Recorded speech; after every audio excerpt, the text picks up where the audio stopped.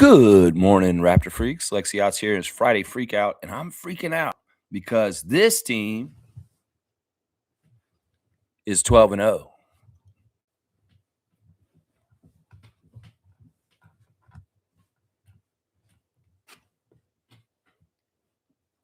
I don't know if I'm as cute as that kid. Woo! That's right. Perfect dozen.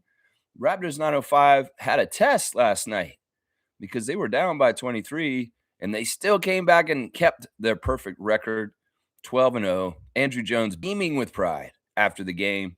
And, well, there's two more games in the tip-off tournament. They have to play the Maine Celtics on the 14th, and then they'll play the Westchester Knicks one more time, both of those games on the road.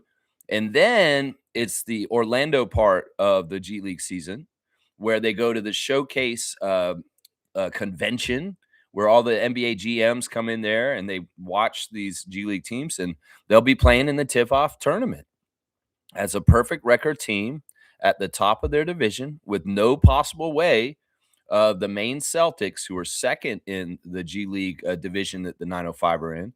They will be there competing for this cup, this tip-off tournament cup.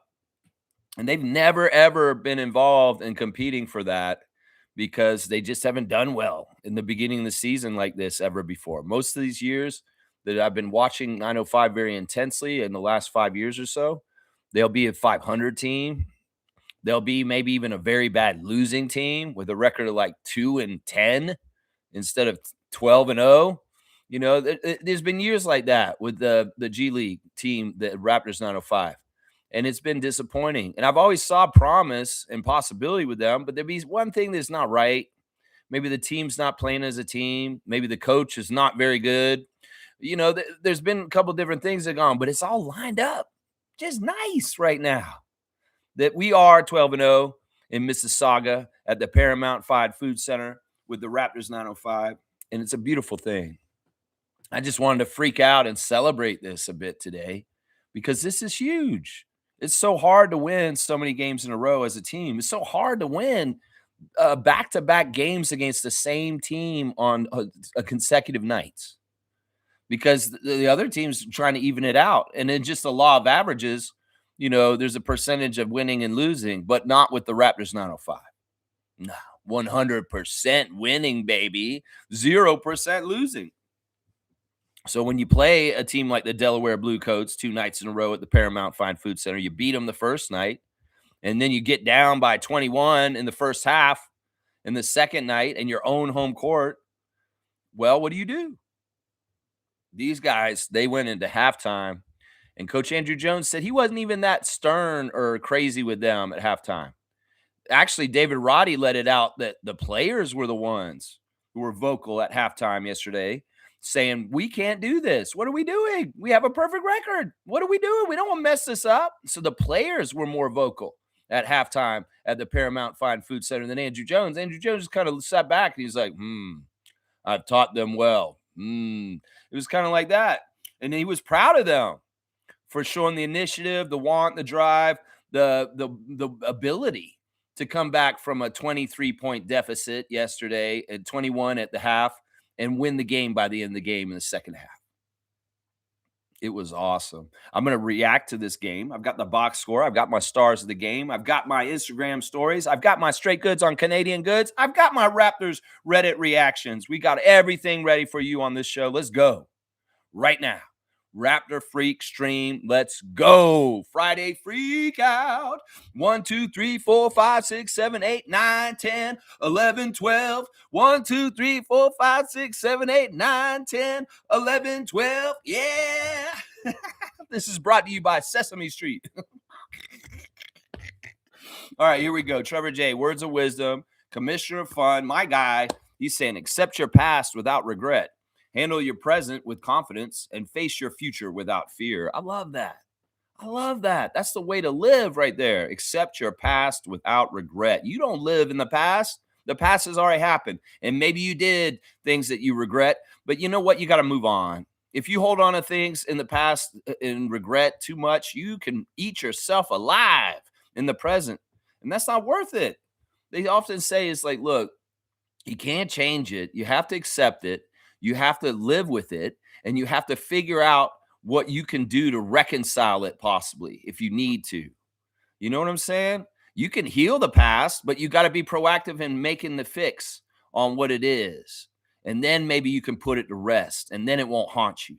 It's important. It's way more important to be in your presence with confidence in your present time because this is the only time that's real is right now when I'm saying this word right now. Now, it's not real anymore because it passed. It's now.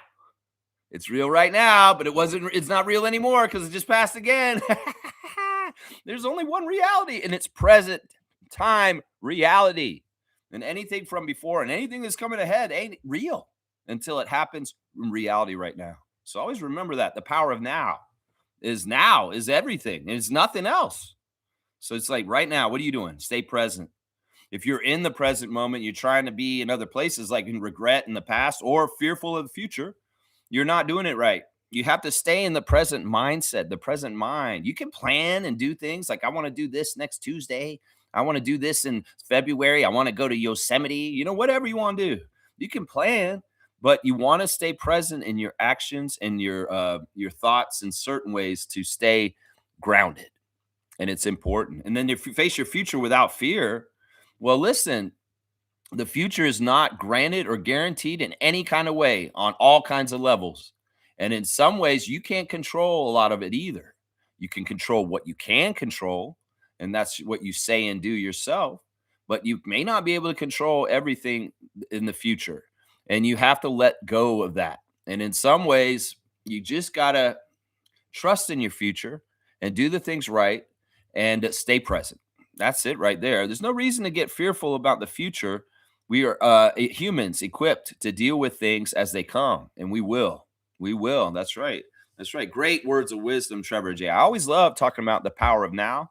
Mr. Eckhart Tolle, Mr. Tolle lives out in BC, and he is a modern day spiritual advisor and guru and philosopher, and he has helped a lot of people in this world have happier lives. So if you don't know Eckhart Tolle, check him out. Seriously, straight goods on Canadian goods.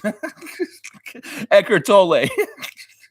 All right, Trevor's saying this. What a comeback by the 905. They made them cough up the ball with defense. It's interesting who got the chain last night. Yeah, it's funny. We're in the in the YouTube chat last night. Monique, Isaac, Stargate, G, Blackhawk, representing big time in the YouTube chat, the Raptors Freak family. And some people were coming in there saying, is that really Pat McCaw? Yeah, that's Patrick McCaw. Patrick McCaw played for the Delaware Bluecoats for a few years after he left 905. And well, we traded to get him back this summer, and we traded him for a point guard we had last year named Kennedy Chandler. And well, they were facing off against each other yesterday, and it was fun. It was fun. People was like, "Is that really Pat McCaw?" I'm like, "Yeah, that's the legend, 3-time NBA champion, 1-time G League champion, Patrick McCaw. That's right." Chris Boucher may have signed with the Celtics, and that was our last champion gone. No, we still got a 2019 champion in the fold in the Raptors organization. And Patrick McCaw is that guy in Mississauga. He has the 2019 NBA champion ring for the Toronto Raptors. And that's cool, man. Pat's such a weird guy, man. I feel like he could be doing so many different things with his professional career than just be playing in G League the last 5 or 6 years. Like he could have gone to Europe. He could have gone this. He could have done that. But you know what? He didn't want to go to Europe. He wanted to stay in North America. He didn't want to go in other places. And in some ways, he's just like, yeah, I don't mind doing this. This is my professional basketball career. I don't mind. I like doing this. He's such a humble guy for having so many rings and being who he is. But he was a key factor in the second half.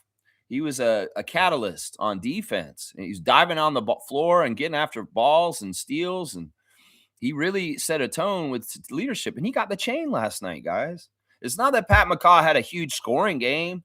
It's not that he even really was the best player on the court or anything. It's just that it was an inspiration. It was leadership. It was just in some ways, it's like, dude, that's so awesome. You finally played this season and you got out there and you had a winning effect and you helped us come back from a down 21-point game. Wasn't Pat McCaw in Dallas that day with Kyle Lowry and all those guys when they came back against the Dallas Mavericks in that epic comeback game with Chris Boucher and Rondé Hollis Jefferson and Yuta Watanabe and all that. I think Yuta was on that team. Terrence Davis. Yeah, and I think Pat McCaw was involved in that too. So maybe Pat McCaw knows about comeback victories. So yeah, they come in the locker room after the game and gave Pat McCaw the chain. They do give chains on 905, and I am keeping track of who's getting them. And he didn't even want it. It's crazy. Andrew Jones came in there and said, "Here you go, Patrick. Here you go, Patrick." And Patrick was like, no, man, no, I don't deserve that, man. Come on. You know that David Roddy probably deserves it. He did probably too. It's not gonna lie. David Roddy probably deserved that chain last night. But it doesn't matter. They gave it to McCaw. And he's like, "Oh, no, I don't really want it." He's so humble. He's like, do you really want to give it to me? And then he gave it to him and he put it on. And he had some of the swankiest dance moves right there. Let me show you what he's doing. He's doing this. Pat McCaw started dancing when he had that chain on. It was so fun to see, man. So much joy for that. So much joy for that. So, yeah, salute Patrick McCaw, 2019 Toronto Raptors champion, G League champion with the Delaware Bluecoats, and a two-time champion with the Golden State Warriors also. Yeah, it's so cool, man. That's just a feel-good story right there. Pat McCaw. That's my guy right there. That's right. All right, let's see what else y'all are saying in the chat here real quick. We're going to do the stars of the game real quick. Yeah, Blackhawks here. Good to see Neil. Neil was in there watching the game. It was a highly entertaining game. You know, some people watched the first half and they're like, "I don't want to watch this." And they left. They came back later and holy crap, what did I miss? They won. I was like, yeah, never doubt a Raptors team. It doesn't matter if it's the regular Raptors or the 905. Never doubt these teams. I don't care if they're down by 20. Give them time. They'll come around. It's a game of runs, and things can happen. A big factor in why the 905 won yesterday was Jonai Broom. Jonai. I don't know how to say. I'm just going to call him Johnny. Your name's Johnny, bro. Whatever they calling you, Jonai or whatever it is, that's pretentious. I'll read it, and it says to me, Johnny. If you can be Joni either, you can be Joni or Johnny. I don't care. Either way. Joni Broom, so annoying in the first half of the game. He dominated the first half of the game, and that's why the Bluecoats were absolutely killing us. They couldn't do jack shit to stop him. He was just scoring like crazy. He was doing Shaq stuff, and he was even hitting threes too. And I was like, man, get a man out there just to foul him every time. I was like, you could put Jaden Bediako in there real quick, man. Just put him out there and just let his fouls be used just to stop him, because that man was shooting so well in the first half. He had about half the points for the Bluecoats, and we couldn't stop him. He was just going crazy. Joni Broom from Auburn. Yeah, really annoying guy, man. And he's got an air to him where you just want to slap the shit out of him. Seriously. But he's a big guy, and he's a very talented offensive player, and he was eating us up. Well, in the second half, he didn't do jack shit. I guess Andrew Jones and the 905 are just like the Raptors. They make halftime adjustments. They talk about what's going on in a very intelligent way, and as a team, they get together and say, this is how we're doing it different. This is how we're doing it different. That's the secret to the third quarters for the Raptors, guys, is we have a high IQ team that's young, and they need teaching. And their aptitude is seeing where the things to change, and they make the adjustments, and then boom, all of a sudden they have a great third quarter. Well, similar thing with the 905 last night. They made the adjustments on Joni Broom, and they stopped him. And he had he didn't hardly make any of his shots in the second half. And it was awesome. It was very nice to see. So kudos to the 905, man. They're badasses, man. They are so badass. I love it. Seymour saying this: I can't escape this life that I'm living. I'm in a mix-up in love with two women. Oh, my gosh. Is this a lyric or is this a biography? Is this A&E biography, Seymour Pape? Or is this just a lyric that you're spouting here? I want to know, man. Inquiring minds want to know. I want to know. Are we going to have a love life segment here, Seymour? Seymour's love life. I mean, I don't know. What's going on here? Isaac Campbell's showing the crustaceans are coming. That's right. He's got 5 crustaceans there. That means we're going to play the Maine Celtics in Maine soon. David Roddy was talking about that after the game last night. He got the interview, and he was saying, yeah, I'm looking forward to this Maine game. Apparently, when they played Maine earlier this season, he said they were one of the better teams they played so far, and I remember that. And since we played them, they've gone on like a crazy win streak. So the next game for 905 to get 13-0 is going to be a real test. because the main Celtics are actually kind of hot at this point as a G League team.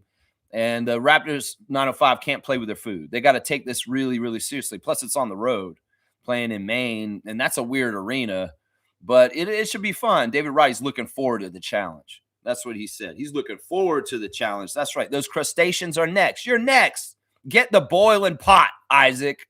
Get that water ready because we're going to throw some green lobsters in the boiling pot, and we're going to turn them red and boil them up and get some butter and crack them open. Yeah, crack it. Get the cracker.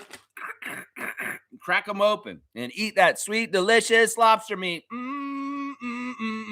That's right. That's right. Let's go. Our stars of the game last night for the 905. I'm going to give this one to the former College Park Skyhawk, Jarkel Joyner.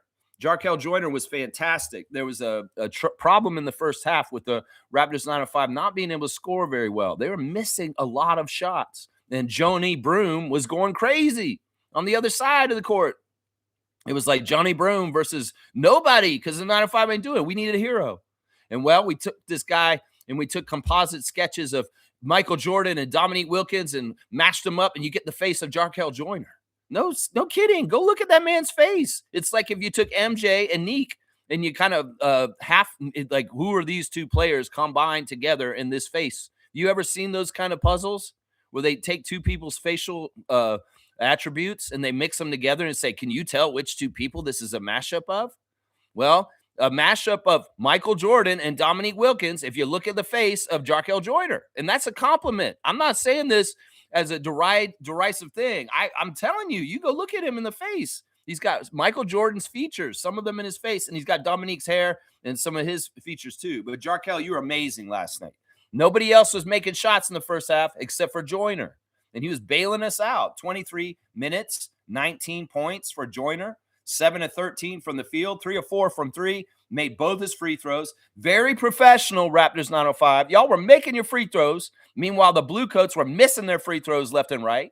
And that shows y'all are a good team right there. 2 rebounds, 4 assists, 0 turnovers with 3 steals, a plus 13. Jarkel Joyner, salute to you. You're my number 1 star of the game. Thank you for carrying when the 905 couldn't hit a shot on the broadside of a barn. That's right. You were awesome last night, man. You were our first half hero. Second star of the game is Roddy Piper.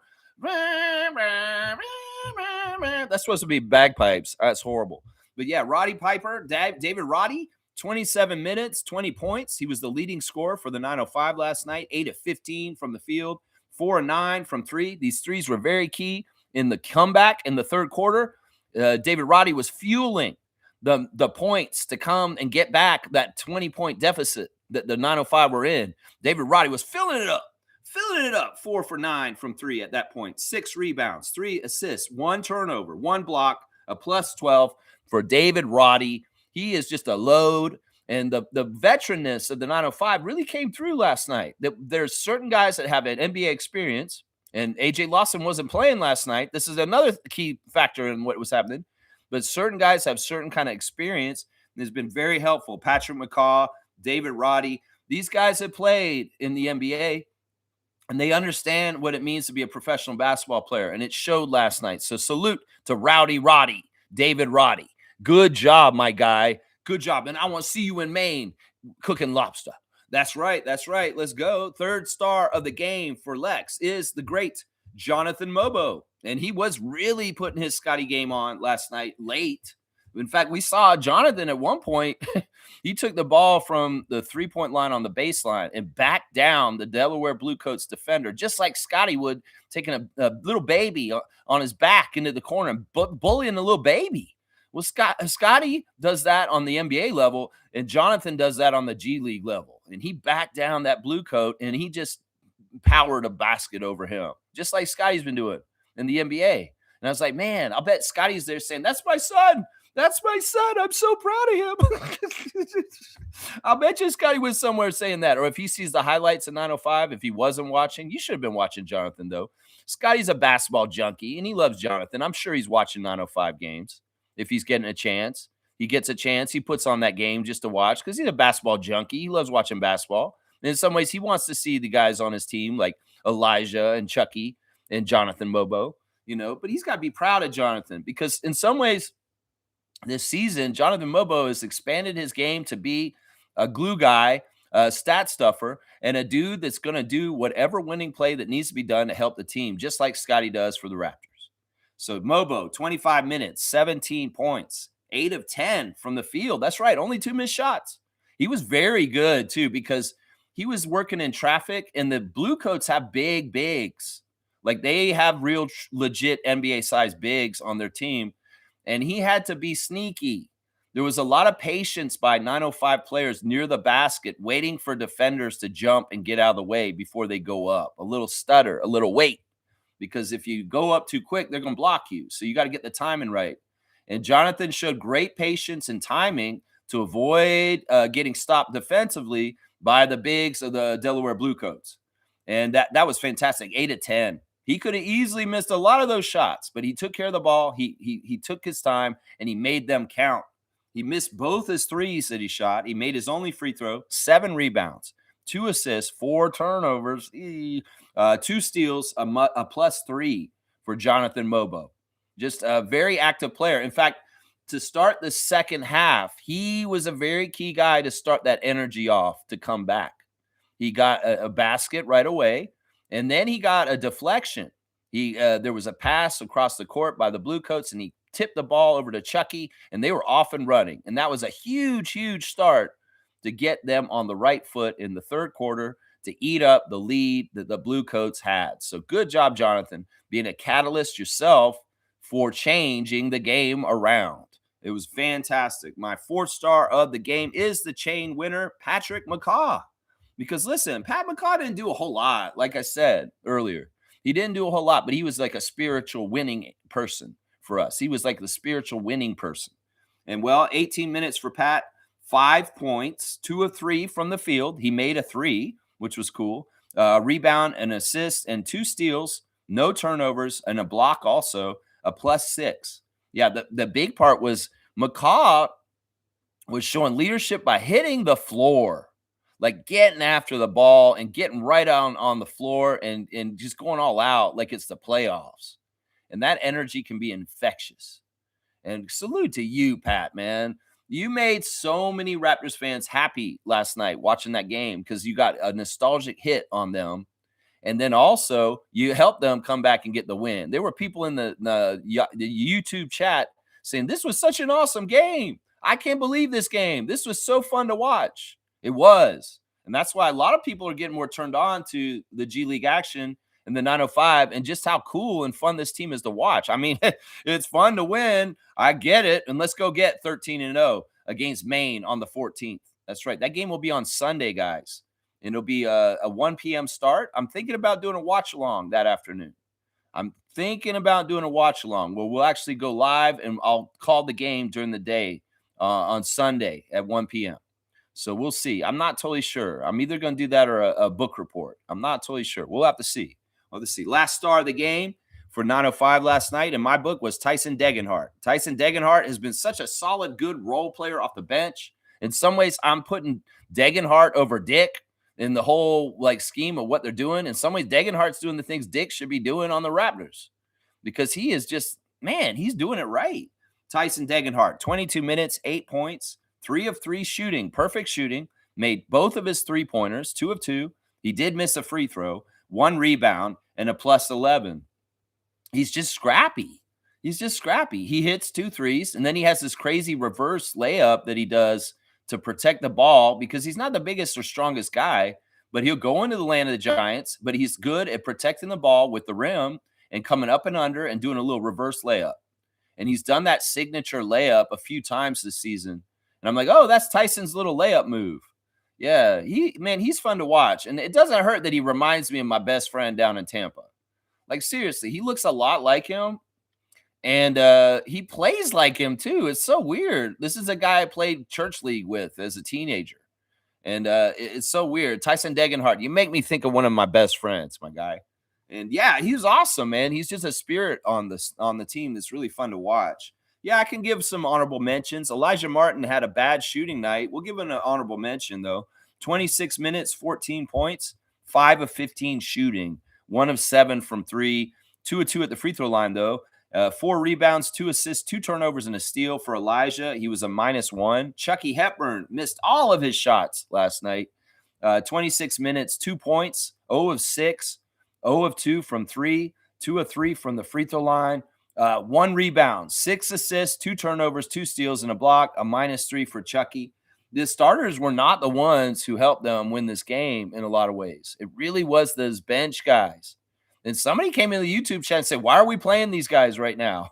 They're like, why are we playing these no-name guys? And where's AJ and Elijah and Chucky? Well, AJ wasn't playing because he was out. He was wearing street clothes. And the other 2 guys weren't playing that well. So it took people like David Roddy, Patrick McCaw, Tyson Degenhart, and Jarkel Joyner to help the Raptors 905 keep their record perfect. It took these guys to come out there and do that. Seriously. Olivier Sarr, frustrating. Always frustrating me. Always frustrating me. Once again, another point-blank dunk that is inexplicably missed. How do you do this, man? You are right there at the rim, and you're 7 feet tall almost. How can you miss dunks, man? Oh, it drives me nuts. 19 minutes for Olivier, 6 points. He made 2 of 2 from the field. That goes against what I just said. It's the last game he missed the dunk. 1 of 1 at the three-point line, 1 of 1 at the free throw line. So he was perfect from the field, but just not very high volume. 6 points, 6 rebounds, 2 turnovers, but a +13. He was active. I'll give him that. He was active and he was getting after it, and he was around, and that's good. He was getting rebounds. Tyreek Key got the start. 21 minutes, 10 points, 3 of 7 shooting, 2 of 2 at the free throw line, 4 rebounds, 2 assists, 1 steal, and -8 with no turnovers. Julian Reese had not enough time out there. I feel like in some ways, Juju's at a point where he's having trouble staying out of foul trouble right now. The refs are calling a lot of fouls on him lately, and he's just not able to stay on the court. 4 minutes for Julian with 3 fouls in 4 minutes. 0 for 1 from the field. He had 1 rebound, and that's it. He really didn't do a whole lot in this game. It could have helped that he was playing better if he could have guarded Broom, because we needed somebody big that can try kind of control him. But Julian was just getting in foul trouble, and Jones was taking him out very quickly. Quincy was awesome. I love Quincy Guerrier. He's this guy, CEBL, Team Canada, Raptors 905. He's on teams that I root for. And Quincy's an awesome veteran leader also. And he showed that poise at times in the game yesterday, being a leader and showing leadership. And that's fantastic. 25 minutes for Q, 7 points, 3 of 9 from the field, 1 of 3 from 3, 2 rebounds, 5 assists, 0 turnovers, a +12. And then finally, AJ Hogarth got in for more minutes than normal. The end of the bench guy. This is really the guy at the end of the bench other than Bediako. And, 5 minutes, 3 points on 1 3-pointer that he made, 1 rebound, 3 assists, 1 turnover, a -2. Just an overall great effort by the 905, team effort, playing as a team, and the team wins. On the other side, salty-ass Kennedy Chandler trying to be a revenge guy, trying to win either one of these games, because you could tell he had a chip on his shoulder against 905 and getting traded for Patrick McCaw this offseason, and he wanted to ruin our record. And he was looking really pissed when we came back at the end of the game. He had a sour look on his face like, damn, they're going to come back and win this, because he really wanted to win. Trust me, Kenny Chandler, 35 minutes, 19 points on 8 of 17 shooting. He had 8 assists with 6 turnovers and 2 steals, and was a -21, the worst on the other side. Joni Broom, yeah, he was a problem in the first half, and he got 19 of his points, his 21 points in the first half. He only scored 2 in the second half. 39 minutes, 21 points, 8 of 18 from the field, 0 for 3 from 3, 3 of 4 at the free throw line, 10 rebounds, 7 assists, 5 turnovers, and 4 blocks.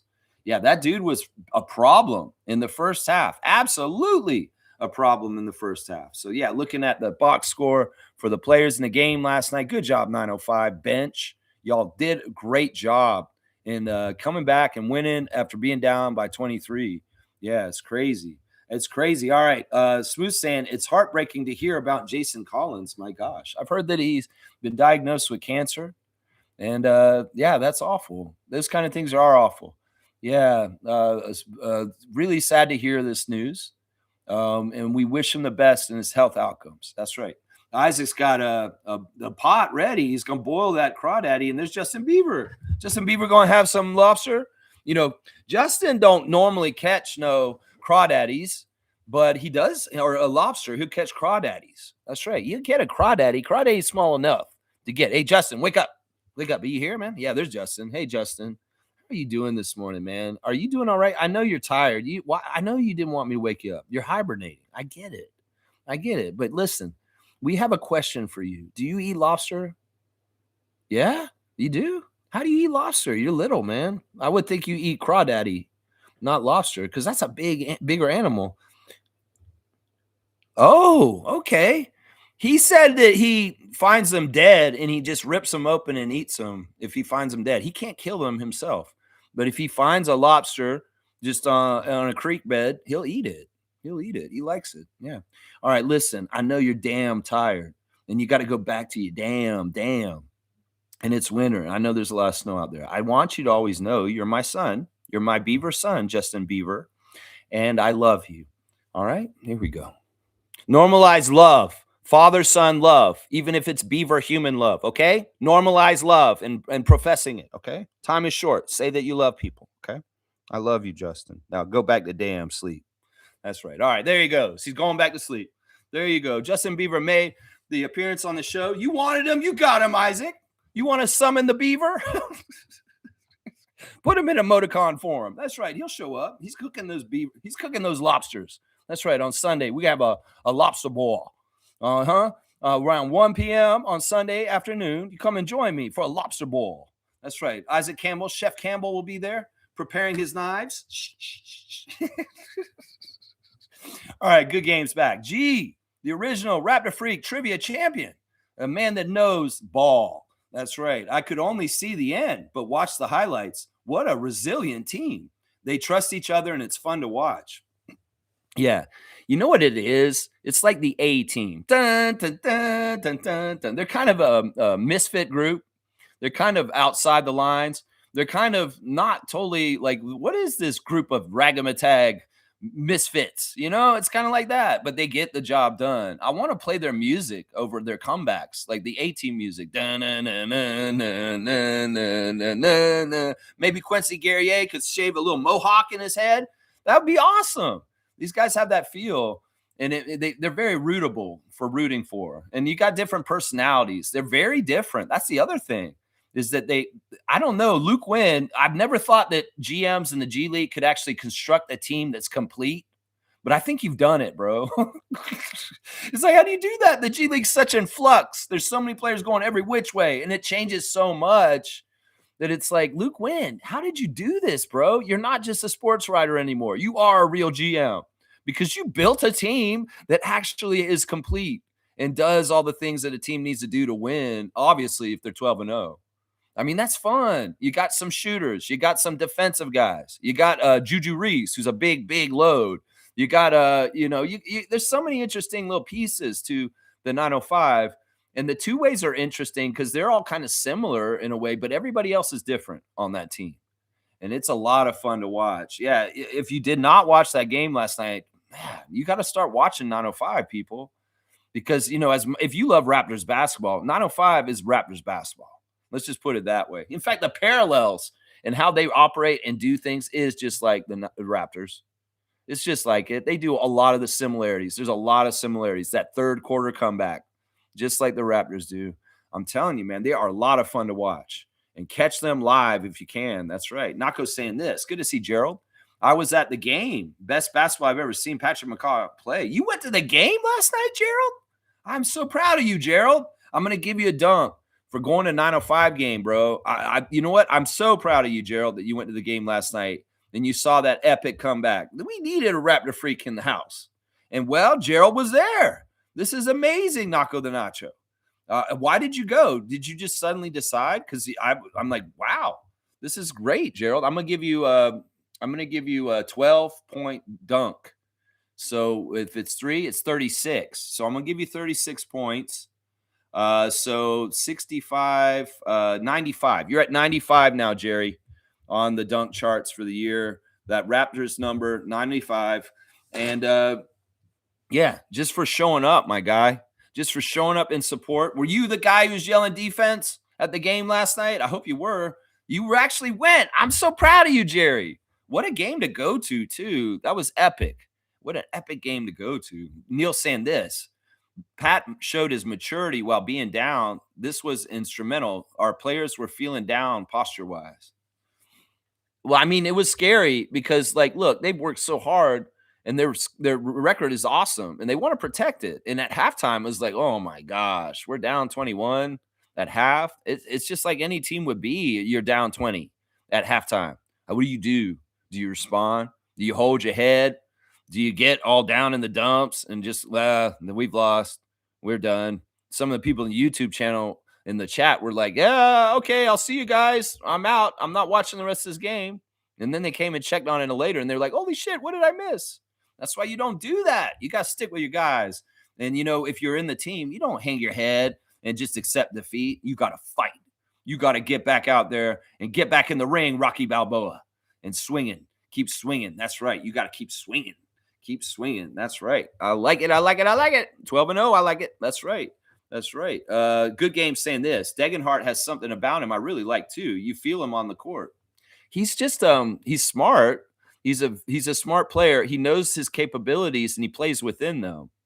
Like in some ways, I appreciate that more. Sure, we can talk about Grady Dick having all this potential and offense and doing this and scoring and stuff like that, but some of it's very janky and maybe a little bit out of his expertise or ability. It's like, oh man, I'm like, wow, Grady just pulled off something that's very athletically amazing. But how much is that him trying to go above and beyond what he really should be doing? Degenhart's not like that. He's kind of like, I know who I am and I know what I can do, and I play within myself, and he plays very efficient that way. Now, can Degenhart do anything on the NBA level in his athleticism? I don't know. Maybe the limit is he can do this on the G League level, but if he came to the NBA, it'd be very tough.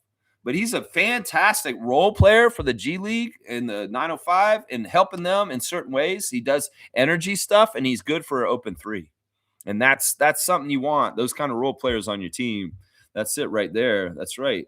That's right. Stargate saying this. Is Anthony Davis with clutch? I don't know. Should we ask AI?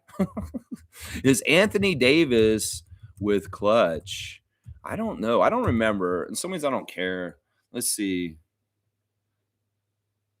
Anthony Davis is currently represented by Clutch Sports, the agency led by Rich Paul. He signed with Clutch in 2018, and he has been with them for 7 years.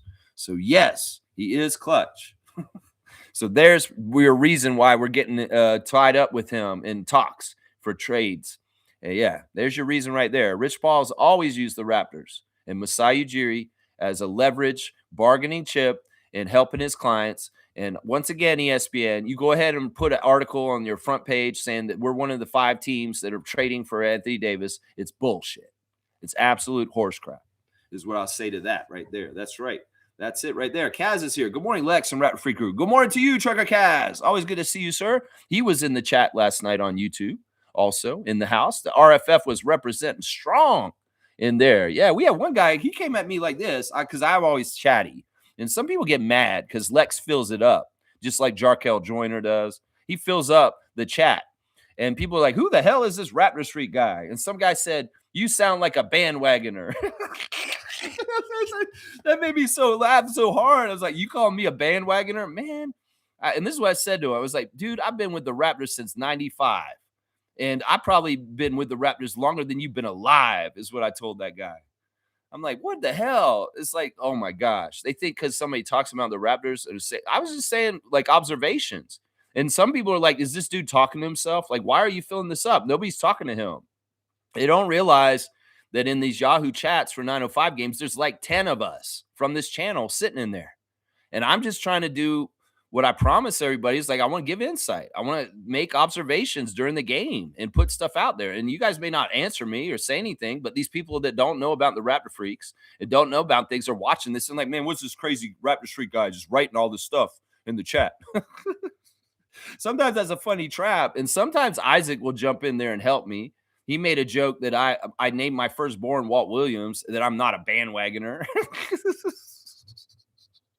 But it's hilarious when we interact with these people. I think that was a troll, honestly. I think they knew who I was and they were just kind of fucking with me, is what that was. But it's hilarious when that kind of stuff happens. And I appreciate when the RFF stands with me, especially when somebody's being very abusive or trying to come at me in a very toxic troll way. I love it. Like Isaac will say the most funniest thing. It'll make everything chaotic and like Monty Python all of a sudden. It's like, oh, Isaac's going to throw this in here, and this is random and hilarious, and it makes this idiot look like a fool. I love it. I love it. I love it. It's crazy, man. It's crazy, man. Nako saying the comeback was pretty endearing. Elijah has real good highlights. Yeah, Elijah is such an athlete, and like Monique said in our chat on YouTube last night, that he's a winner, and he's somebody like that. In fact, guys, we're gonna do a Share the Love Club for Elijah Martin tomorrow because he is the G League Player of the Week. And I want to celebrate and commemorate that. So we're doing 905 2 days in a row. Actually, we're going to do it 3 days in a row. These guys are 12-0. They deserve the attention of this channel because they're 12-0. We're freaking out about that. And then tomorrow we'll celebrate the greatness of Elijah Martin, NCAA champion of the Florida Gators and a G League Player of the Week. Yeah, we're sharing the love for you tomorrow, Elijah. And then on Sunday, we'll watch along their game against Maine Celtics, 1 p.m. That's right. Wow. Good stuff coming up on this channel. That's right. Blackhawks saying Degenhart is this year's battle. I don't know if that's true. This year's battle is Hepburn. It's Hepburn because it's got to be the unsigned guy who's the undrafted guy who's on a two-way is that level of battle. Degenhart's not on the level of that. I mean, he's a good three-point shooter, but he's not on the Raptors. Now, it'd be interesting if some of these guys that have been on 905 this year, when we get to a section of the year, or will we even have this section of the year where we've been doing the last couple of years, where we do the 10-day contracts at the end of the year and we let guys come up and get a chance? You know, Degenhart gets a chance at the end of the year. That'd be interesting. I want Juju Reese to get that chance too. I'd love Jarkel Joyner to get that chance. I'd love David Roddy to get that chance. Yeah, I don't know. We have to see if he ever touches an NBA court, Tyson Degenhart. It may not ever happen. Let's just put it that way. Mo is here. Good to see Monique, the super fan. Laura!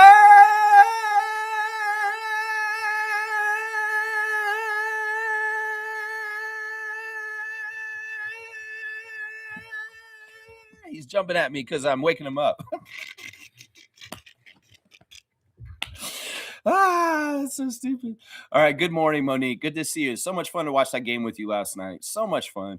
Nako was at the game. It's crazy. It was my weekend and good tickets were cheap. Did you sit near the court like I do? I mean, Gerald, man, it's $150 to sit right on the court, right in the first row. $150, y'all. I know that sounds like a high ticket price, but where do you sit in the Air Canada Center, Scotiabank Arena for $150? You could go sit down there like Jack Nicholson. I'm the Jack Nicholson of 905. Yeah. That'd be fun, Jerry. Go down there and sit at courtside. I want to go with you, man. Man, maybe I should just go to the game on Sunday. I'm all 905 crazy right now. Like, maybe I should just go. It's at 1 p.m. It's a good time in the day for me to get there, although the weather's just so crap. Like, it's just so much snow out here right now. I don't know. I should probably just stay home and watch along. But I am planning on trying to go to another Sunday afternoon G League game with the 905. And hopefully some of y'all can come with me. So maybe in the new year, we'll do that. But not this weekend. I don't think it's exactly right to go this weekend. Maybe not. That's right. Yeah. Tickets were cheap. That's right. 905 is a great ticket. It's good basketball, y'all. It's a lot of fun. Reggie's here. Good to see Reggie. He's saying the Clippers lost again. Well, the sun comes out every day, most days too. Kenne's here. Good to see Reginald Raptor Freak Kenne in the house, holding it down for us. He's Canada side now at this point. NBA champion Patrick McCaw got the chain after the game. Yeah, it's off the chain that Pat McCaw got the chain. I love that, man. Let's go look at the Instagram stories. It'll tell me more about this real quick. First of all, Jamal McGlure has got an event coming up at the Real Jerk on Girard Street, guys. And he's got a Monday Night Live parang tomorrow night. Actually, not tomorrow night, Monday night at 7 p.m. at the Real Jerk on Girard. It's Girard and Carlaw, I believe, is the streets. And it's a pop-up show. Uno Mas will be there playing directly from Trinidad and Tobago. Advanced tickets are $10. This is a real jerk where we had our Raptor Freak get together a few years ago. So Jamal McGlure is having a big party there on Monday night. So if you can get over there, you'll see Jamal and you'll see some good music too. And there's good food at Real Jerk also. Very, very fun, great establishment. I support local Canadian businesses and Black-owned businesses. That's what I say right there. So go to Real Jerk. Real Jerk. That's right. Let's see what else is going on the Instagram. Jamal's got this message for us this morning. It's Friday. I'm up, I'm blessed, and I'm claiming a great weekend. There you go, Big Cat of Kentucky, Jamal McGlure. That's right. Claim that great weekend. Jared Roden, still putting in that work. He's grooving in France. I think he's finding his feel for being over in Europe and playing European ball now that he's gone on to that chapter of his professional career. And I feel like Jared Roden is just having a nice time over there, man. His hair is out and he's happy. He's very, very happy. Gary Trent Jr. is celebrating a big win for the Milwaukee Bucks over the Celtics last night in NBA action. You got to love it. In that matchup, I'm rooting for the Bucks. Hell yeah, I'm rooting for the Bucks over the Celtics whenever they play each other. We're in a division rivalry with the Celtics. We're damn sure we're going to do that. That's right. There's J-Mo with some highlights from last night. There's a very, very smart Euro step where he took contact, got around the defender, and made around the other defender and put that ball in the basket. That's a beautiful move. That was a little bit Scotty-esque right there. That's right. That's very Scotty-esque there, Jonathan Mobo. Fantastic stuff. Let's see. What else has he got? Oh, he's putting on blast his Serious Players Only shoes. Be ready to go grab a pair. They're coming out soon. Support Jonathan Mobo and Serious Players Only shoe brand and get those shoes. Fred VanVleet. Man, that Fred VanVleet podcast, I keep thinking about what he said on that show, and there's so much deep stuff on there. He's just so real, man. He talks about fans. He talks about all kinds of stuff. He talked in depth about the last year in Toronto and all the criticism he was taking from idiots like he who shall not be named and all this kind of stuff. And this is what Fred said, guys. He said, some of it was warranted, but some of that shit was not right. And I don't think I should have taken the brunt of the blame for the failures of the Raptors near the end of my career with them. But I think it's fair to say that I did not play well that year. He said that. He admitted that he did not have his best year the last year as a Raptor. But he did also feel like he got blamed for a lot of stuff at that time that was unfair. But some of it was fair. He actually admitted some of the critique and what they were saying was fair, but some of it was not fair. If you want to hear Fred say it himself, watch the Unguarded podcast. Second episode is out just a couple days ago. And he is talking about stuff like that, y'all. He's talking about things like the Raptors parade. He's talking about things like, his favorite music. He's talking about sports. He's talking about Lane Kiffin. He's talking about football. He's talking about all kinds of stuff. It's amazing how open and unfiltered Fred is being in his new podcast. It's a must watch for any Raptor fan. I'm telling you right now, it's a must watch. You should be watching Fred VanVleet Unguarded. It's so good. He's got a picture of himself on the Houston Rockets bench sitting with Kevin Durant, and he's kicked back, and they're saying he's like in AKA the Godfather, and that's his mood. That's funny, man. That's funny. Let's see. Lindsey Dunn's enjoying the 12-0 start by the Raptors 905 as the sideline reporter. She's amidst all the action. It was interesting at her halftime interview. Things were a little down and talking about it and stuff. And she's like, you guys aren't used to being down at the halftime like this by this and stuff like that. And then she came back from halftime and interviewed Coach Brandon Leftwich. And he was like, yeah, we got to do all this. We got to do this to change this and this. And she's like, good luck, coach. And well, they did it. They changed it. They got it done right. That's right. Andrew Jones, extremely proud of his 905 team. He's really done a good job, man. Andrew Jones is a fantastic coach. He's got a bright future as a coach going forward. And the testament is the 12-0 start by the 905 is a testament right there. Yeah. So, yeah, he's done a good job of getting the best out of his players. And there he is on his Instagram stories, giving the chain to Patrick McCaw. That's right. That's right. You got to love that. Even though McCall only got 6 points or something like that, they did it. They came back from a 20-plus deficit to do it, man. So awesome. 12-0, longest winning streak in tip-off tournament history ever in the G League. They're breaking the record over and over again, and this is amazing. Now, can we do this, a 14-0 start, and go to Orlando undefeated for the tip-off tournament? That is the assignment ahead of you guys right now. I see that Kyle Lowry's got his son Carter on blast on his Instagram once again. It's interesting how much Kyle Lowry posts his son and not the Sixers. He ain't posted nothing about the Sixers. It's all Carter Lowry. It's all Carter Lowry on the Groats Instagram, which is awesome. I love that. Mamu had a fan make a little Lego version of him. Some fan made a Lego Mamu, like the Legos, Lego man. So Mamu's got a Lego man or something like he thinks is cool, man. He got a little Lego man art. He's got a Raptor one and a Spurs one. So they made him in a Spurs uniform and in a Raptors uniform. Pretty cool. Pretty cool. There he is on the entryway.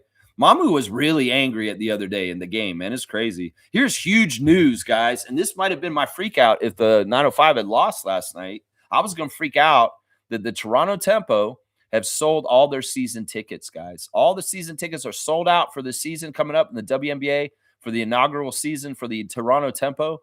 They will still have single seat tickets, and also ticket packages for multiple games will still be available. It's not like you can't get the game just because there's no more season ticket packages available, but there will. It's crazy. This is a great thing. So Teresa Resch on her Instagram saying the ticketing team had a conversation with every person that became a season ticket holder. So grateful to have you on board. Yeah, and she said even if you got in there and you put a deposit, they're still going to come talk to you about the way you can do it still after this part in the new year. So very successful things for the Toronto Tempo, selling all their season tickets. That's awesome, man. That's so good. Norman Powell posting a picture of him and his lady, and she has got that baby bump. Bella is going to have a baby, and Norman will be a dad. And you know what? He might be a dad and an all-star very, very soon. And those are some good accomplishments. Yeah. Here's a question Norman's asking this morning. Anybody can hoop when the shots are falling, but who are you when the game gets hard? Ooh-wee. Who are you when you get tested like that? That's right. Let's see. Kelly Olynyk's got sushi on the plate as usual. This man is a foodie. He's always got some food somewhere going on something. That's some crazy ass sushi right there. He's also eating like a rice or couscous with seaweed. Like, what are you eating, Kelly? And then he's got some sort of etouffee. Like, this man is eating all kinds of different cuisines all at once. He's just mixing everything up in some ways. There's no rules for food with Kelly Olynyk. That's just the truth, man. That dude is a foodie.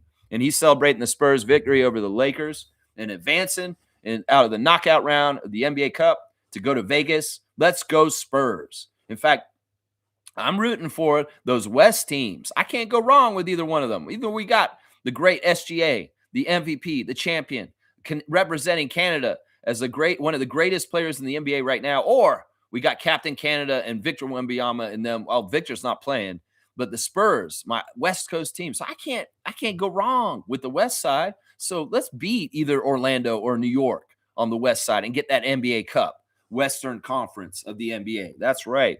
As we said the other day, Eugene Omoruyi is now playing for a team that historically was a team that Jose Calderon played for in Madrid, Baskonia.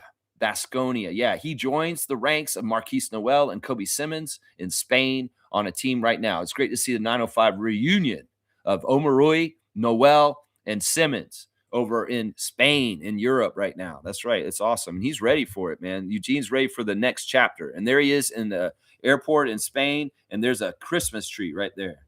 Guys, CEBL has new partners with the Bandits, the Vancouver Bandits. It's Envision Financial, and the Bandits are launching a new partnership. There's a little CBL tidbit. Vin Bagnani is at the Eaton Center looking at the big holiday tree, taking pictures of it.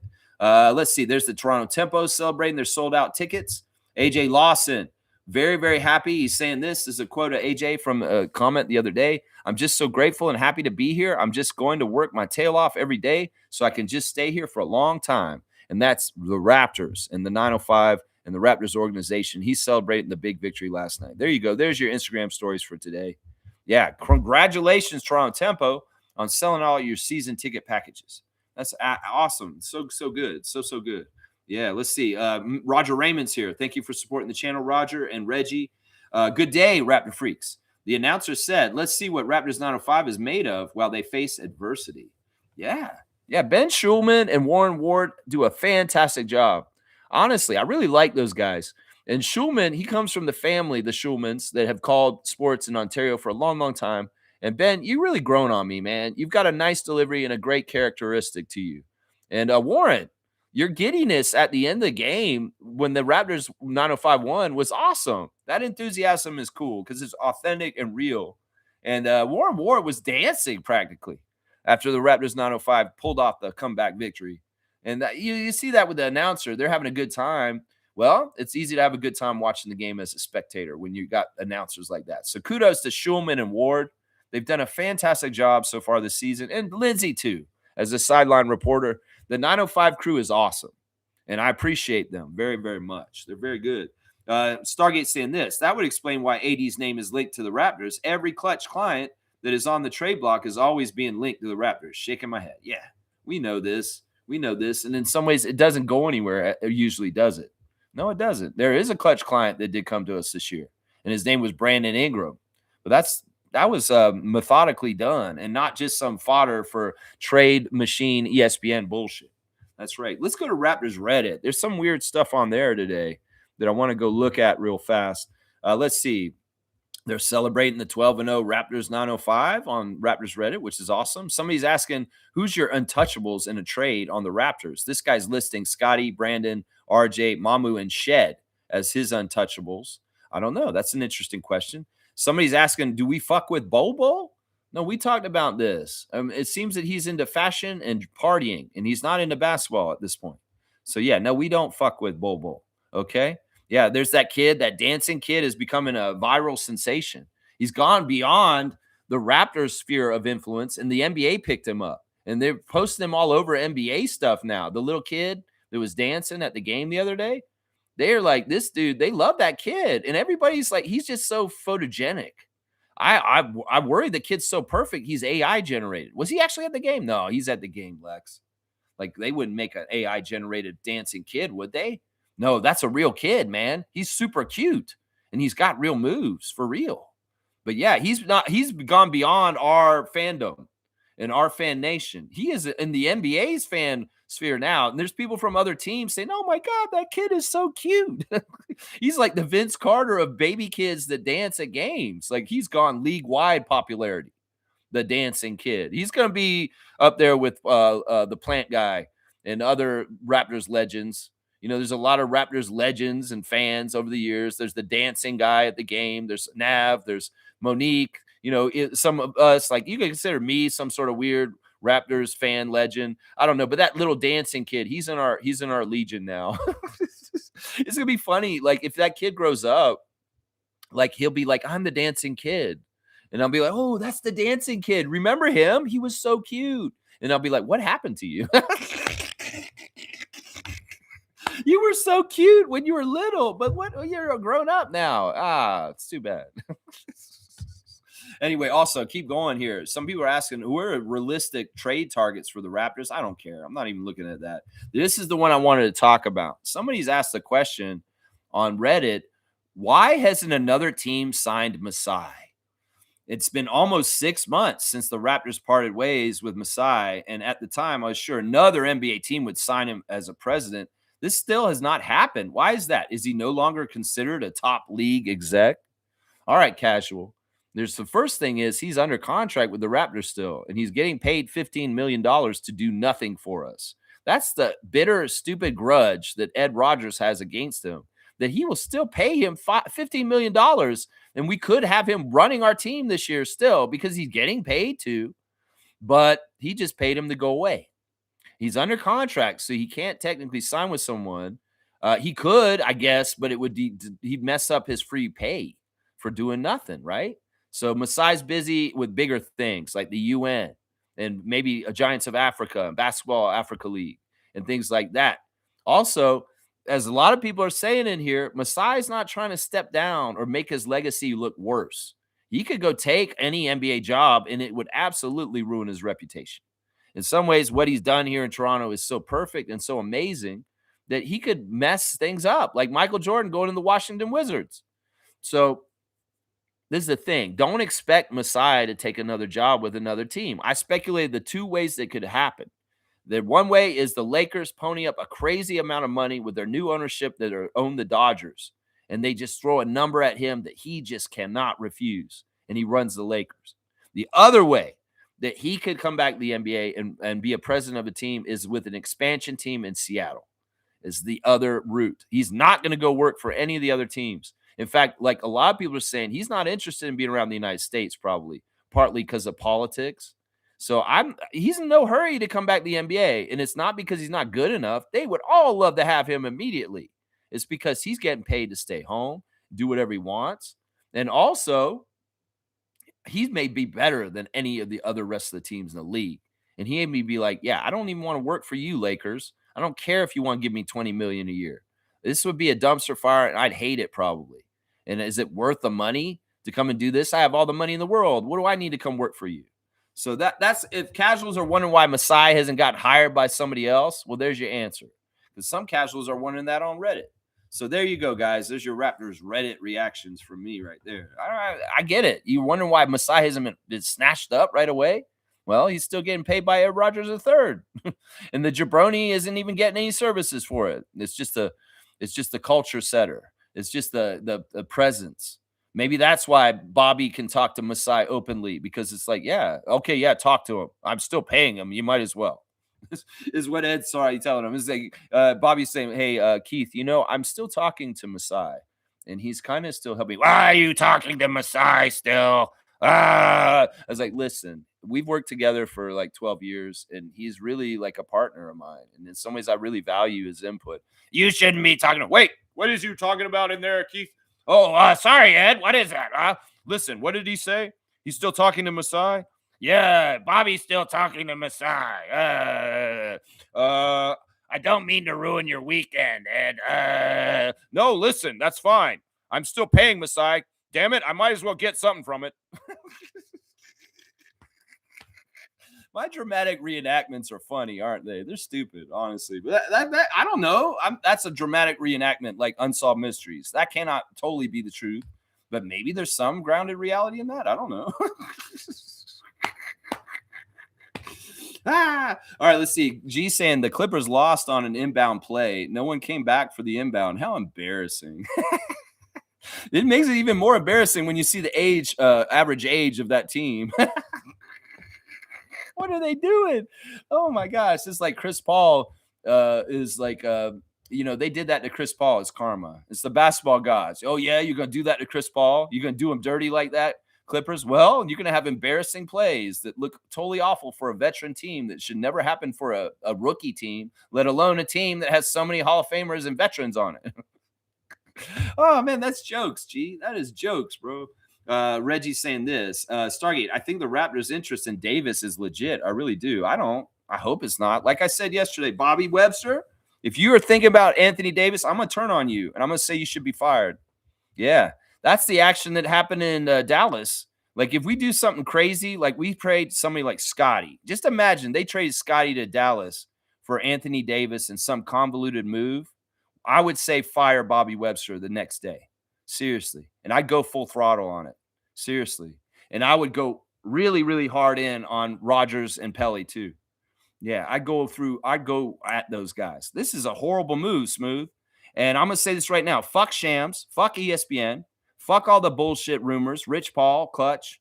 If this shit happens, I'm turning on Bobby. So that's your warning right there.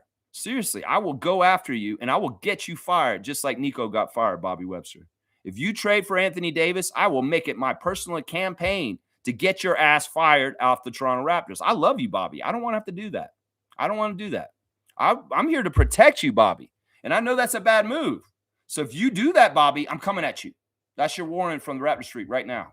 Seriously. And if an MLSE employee watches me and monitors me, tell Bobby that.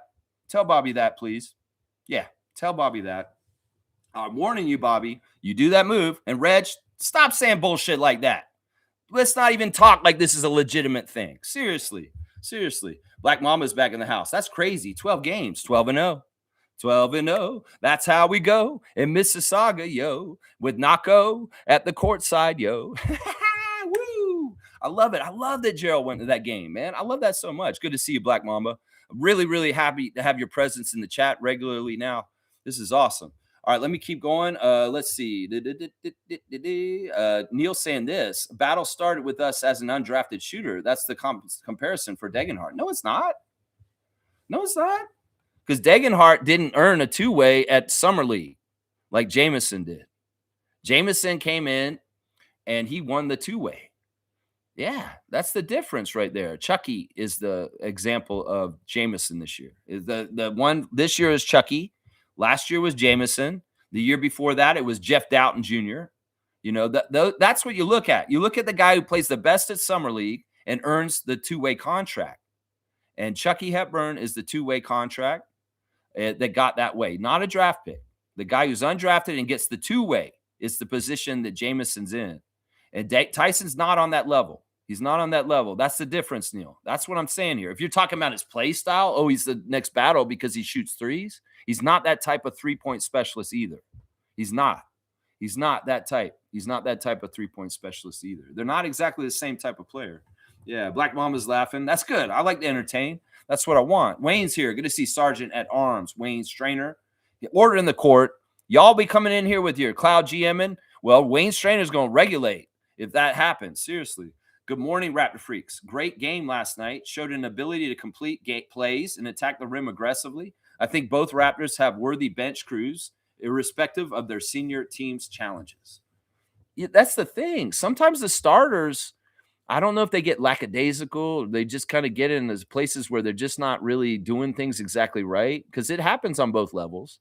It happens with the Raptors. It happens with Raptors 905 yesterday, where the starters were not the best part of the team and the bench came out and carried.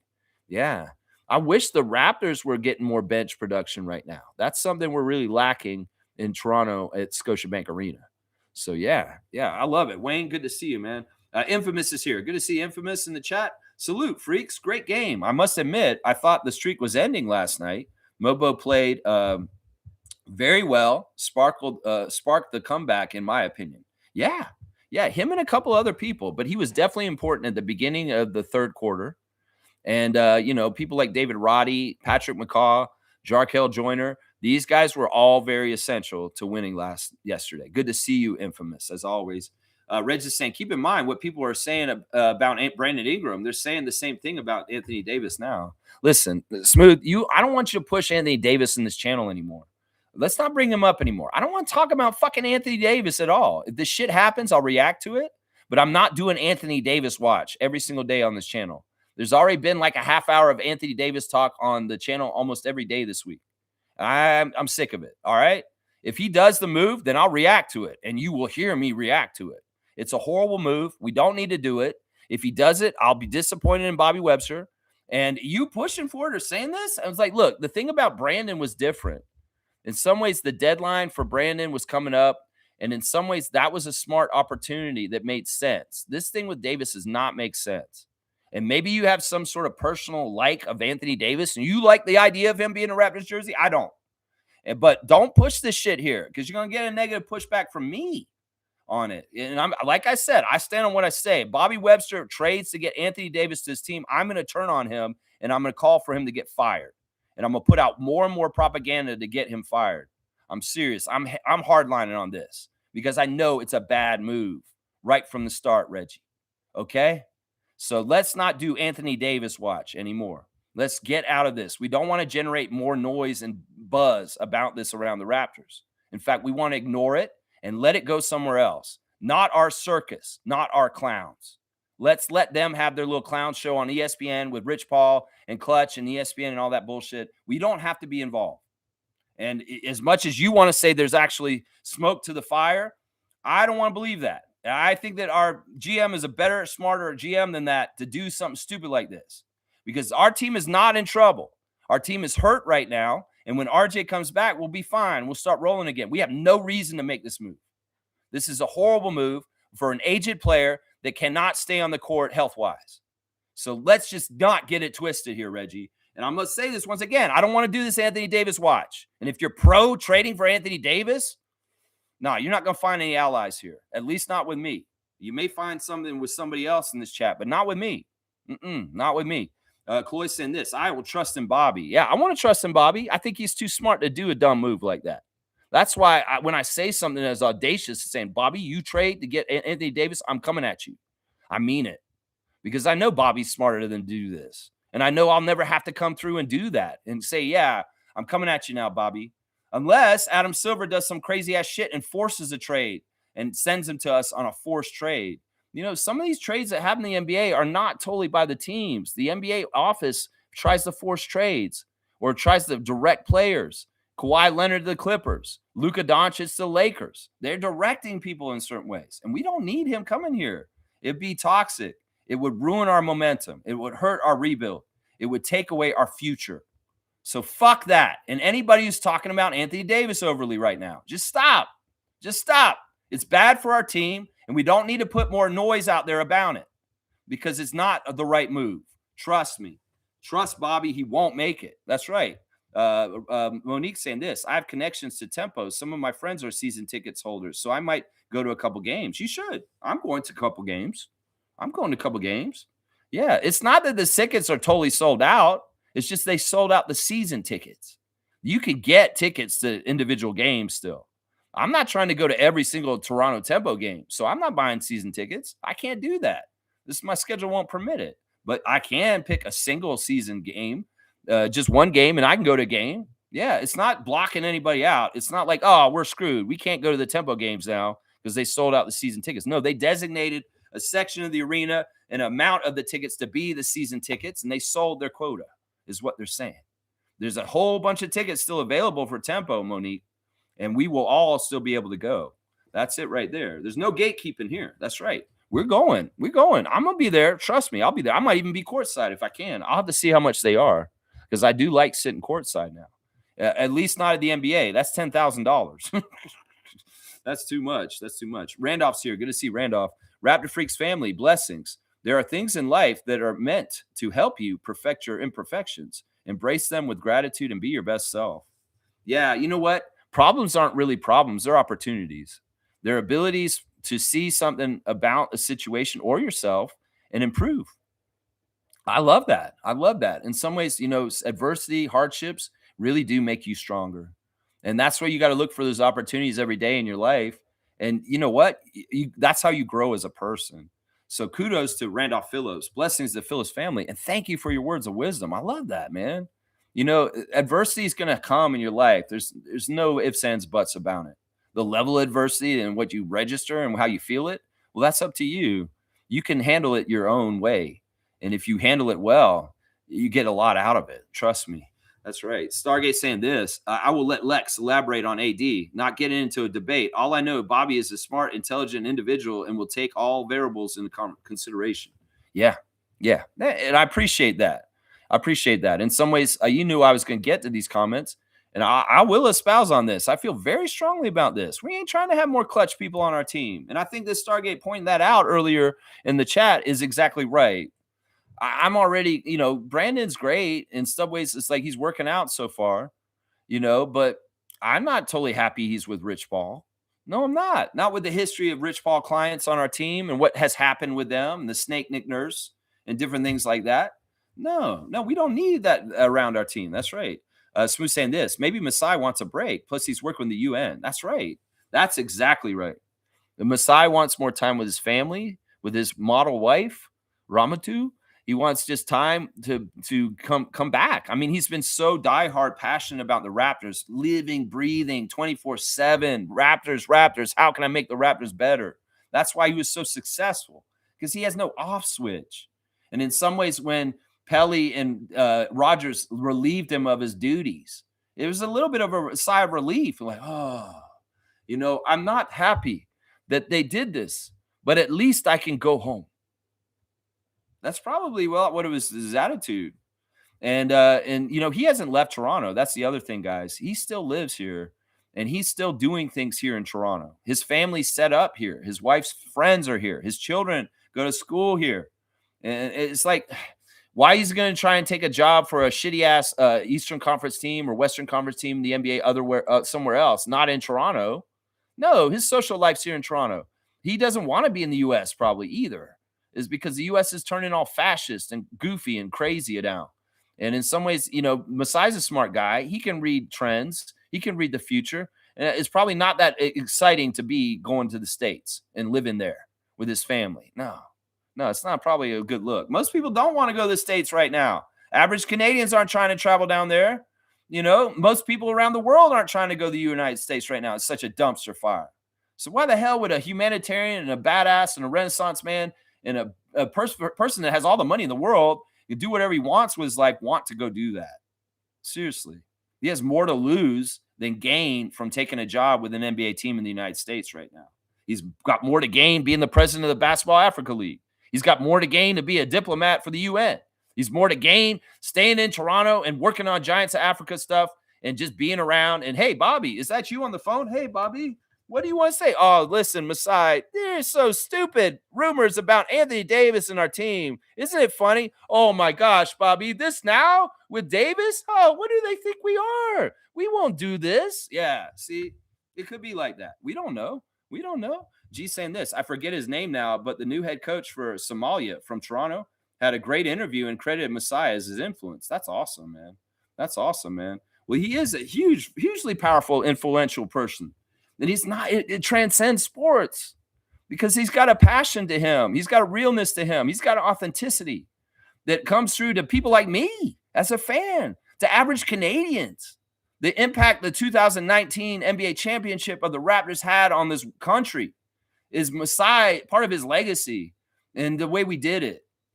And just stuff like fuck Brooklyn and just the way he was so for us, It's like I used to sing that song. It's just Mo, myself, and Masai, because this is a pure 100% heart for the Toronto Raptors. Monique Lawrence, myself, and Masai Ujiri. That there's a lot to his legacy, and it's cultural. It's beyond sport.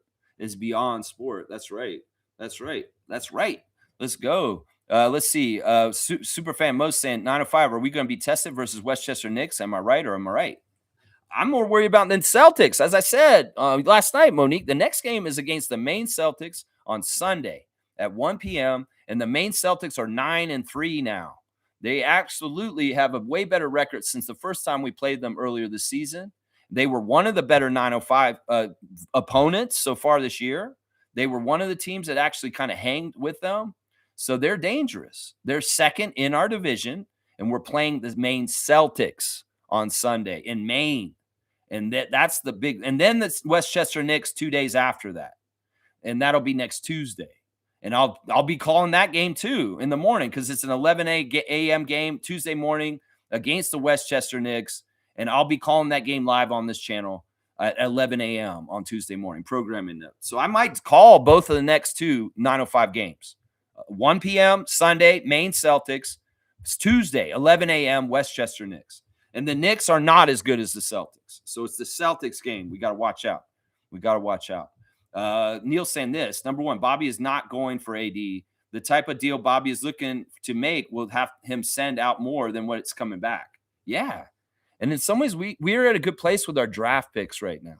Like we keep a lot of our first round picks in the years to come.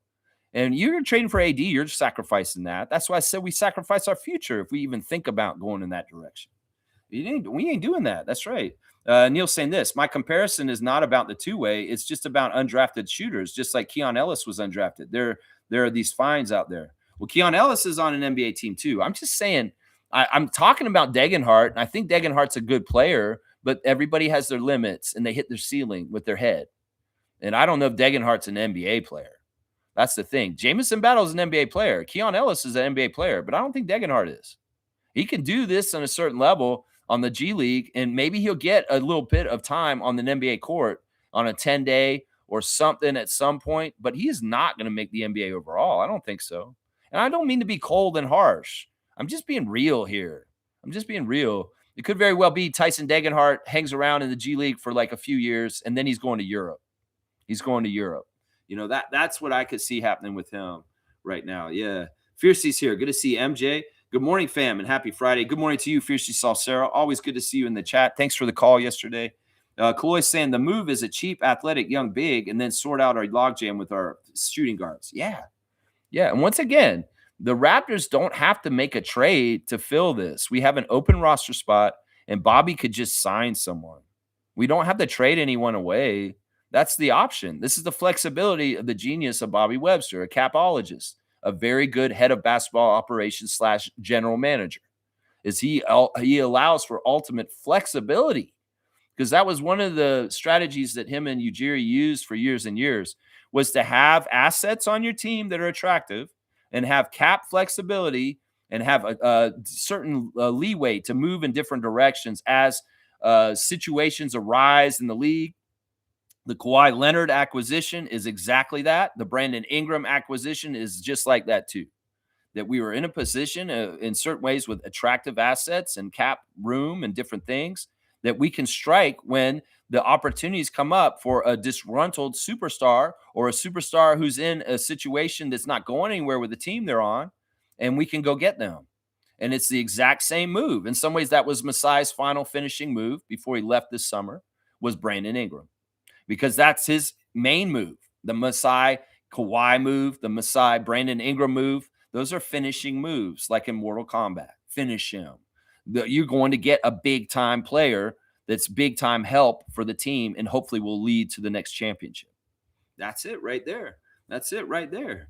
Yeah. Let's see. Neil's saying this: Masai is working for the UN. He has connections. He is not unemployed. He doesn't need the NBA because his reach is far. Yeah, like a lot of people are saying, he's beyond and above and bigger than the NBA. Some people would say they'd vote for him for Prime Minister of Canada. I know I would. I know I would. That man has been very successful at what he runs. And I would trust him because he's somebody who has a good heart and actually cares about people. And he, in some ways, is a real one at a top of the level with a lot of money involved and corporations and stuff, but he's still a real one in touch with real humanity. And that's something we need in leadership positions right now more than ever, is people that care about humans and not just corporations. And, if Masai Ujiri was the Prime Minister of Canada, I'm sure he'd run this country very well. Very, very well. Very, very well. Yeah, Neil's saying this: I'm not worried about Degenhart being an NBA player. G League is here for them to get better. Where they go after that is purely fate. He could decide to run for Congress when all is said and done. Yeah, Degenhart, I don't know. Does he look like a congressman? Oh, no. Maybe you're right. That could happen. Bill Bradley. That's right. Who knows? Who knows? Who knows? Either way, I get your point. I know what you're trying to say. I think that in some ways, what's happening here, Neil, once again, is like you're looking at it a different perspective, and your criteria is a little bit different than mine. We could both be right.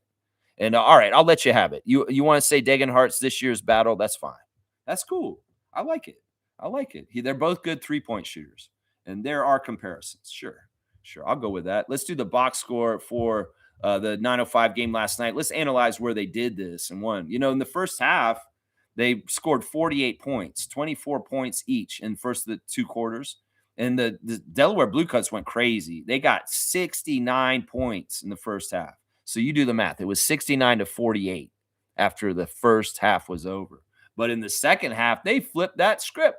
In fact, in the chat on YouTube, some of the fans were saying, I wonder if the Raptors 905 could hold the Delaware Bluecoats to under 10 points in the fourth quarter, because it was like that. They were having such a hard time scoring at the point. So alas, after a 69-point first half, we only allowed the Delaware Bluecoats to score 33 points in the second half.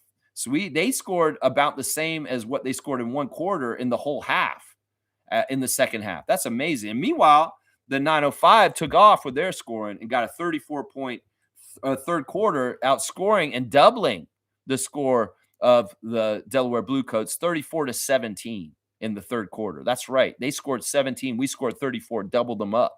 And that's how we ate up that 20-point lead right there. Then in the fourth quarter, 29-16, almost a double up there too. 29 points for the 905, 16 points for the Bluecoats. So yeah, really good job. A tale of two halves indeed. That's right. And shooting percentage was crazy. At halftime, the 905 were shooting 28% from field goal. 28%. And the Bluecoats were shooting 72%. I know. That's how that score was like that. It was 72-28%. Isn't that crazy? But at the end of the game, it was 53% for the Bluecoats and 49% for the 905. So they still shot better than us, but they really made that difference up a lot more in the second half. Thank God. We doubled their three-pointers. They only made 7 threes. We made 14, and we shot better at percentage there too, 42%. At the free throw line, this was another key area where the Bluecoats lost the game, honestly. They couldn't shoot free throws worth of crap. They were 60% at the free throw line, and those free throws in G League count for more than just 1 point. So they could go 9 of 15 and miss 6 free throws, and it's not 6 points they lost because some of those free throws were worth 2 points. So they lost out on a lot of opportunities at the free throw line last night. Meanwhile, the 905 taking care of business at the free throw line only missed 3 free throws, 10 of 13 from the line. And that's way better. We got out rebounded in this game, 45-36, and we still won. Our assist to turnover ratio, which we always like to look at, for the Bluecoats, it was 27-21 assist to turnover ratio. For the Raptors 905, 28-12. So over 2-to-1 assist to turnover ratio for the team as a whole. And keeping those turnovers down to 12 is a big key to winning last night too. Fast break points, 15-6 for the 905. And they dominated the paint on us, a plus 20 in the paint for them, 66-46 for the Delaware Bluecoats. So they did win some important categories like shooting better, out-rebounded us, got better points in the paint, but the Raptors 905 shot better from 3 and from the free throw line. And that was a key part right there. That was a key part right there. That's right. That's right. Superfan Mo's bringing up a really cool news item right here that I love. I love this so much. DeMar DeRozan has passed Vince Carter in the all-time scoring list for the NBA. DeMar DeRozan last night scored more points than Vince Carter scored in his whole entire NBA career. Now, you do the math on this one. We know Vince Carter played a very long NBA career. In fact, he has the record for playing in 4 decades. He's the only player in the NBA history that played in 4 different decades, the 90s, the 2000s, the 2010s, and the 2020s. He played how many years? He played like 20 plus years, like 22 years or something like that. Well, DeMar's played less years than Vince Carter, but he's played at a higher level for the shorter years that he's played in the league. So he's passed him on the all-time scoring list. That's a huge deal. Think about it. It's Vince Carter, man. Think about how long he played. Think about how much he scored for us when he was on our team and then on the Nets, but then he trailed off for the last half of his career. So that's very impressive accomplishment by DeMar DeRozan, a GOAT, somebody I rank higher than Vince Carter and the most important Raptors. And I'm seriously, maybe Vince is more important, but as far as what I like and I think is I like DeMar way better, and I rank him as a favorite Raptor or a better Raptor overall in my Raptors rankings because he's been totally loyal. And in some ways, Vince is kind of still a piece of crap with his loyalty in certain ways with the Raptors. So kudos to DeMar. Salute to you, sir. That's right. Clap. That's right, Neil. That's right. DeMar, we love you, man. And I love that you just passed VC on the all-time scoring list in the NBA. He's going to move up more this season. If DeMar is healthy, by the end of this season, he's going to be in the teens with the all-time NBA scoring list all time, meaning he's in the top 20 of all-time scorers that have scored the most points in the history of the NBA. You going to tell me that man's not a Hall of Famer? You know he is. If Vince Carter's a Hall of Famer and this man just passed him on the all-time scoring list, he's a Hall of Famer.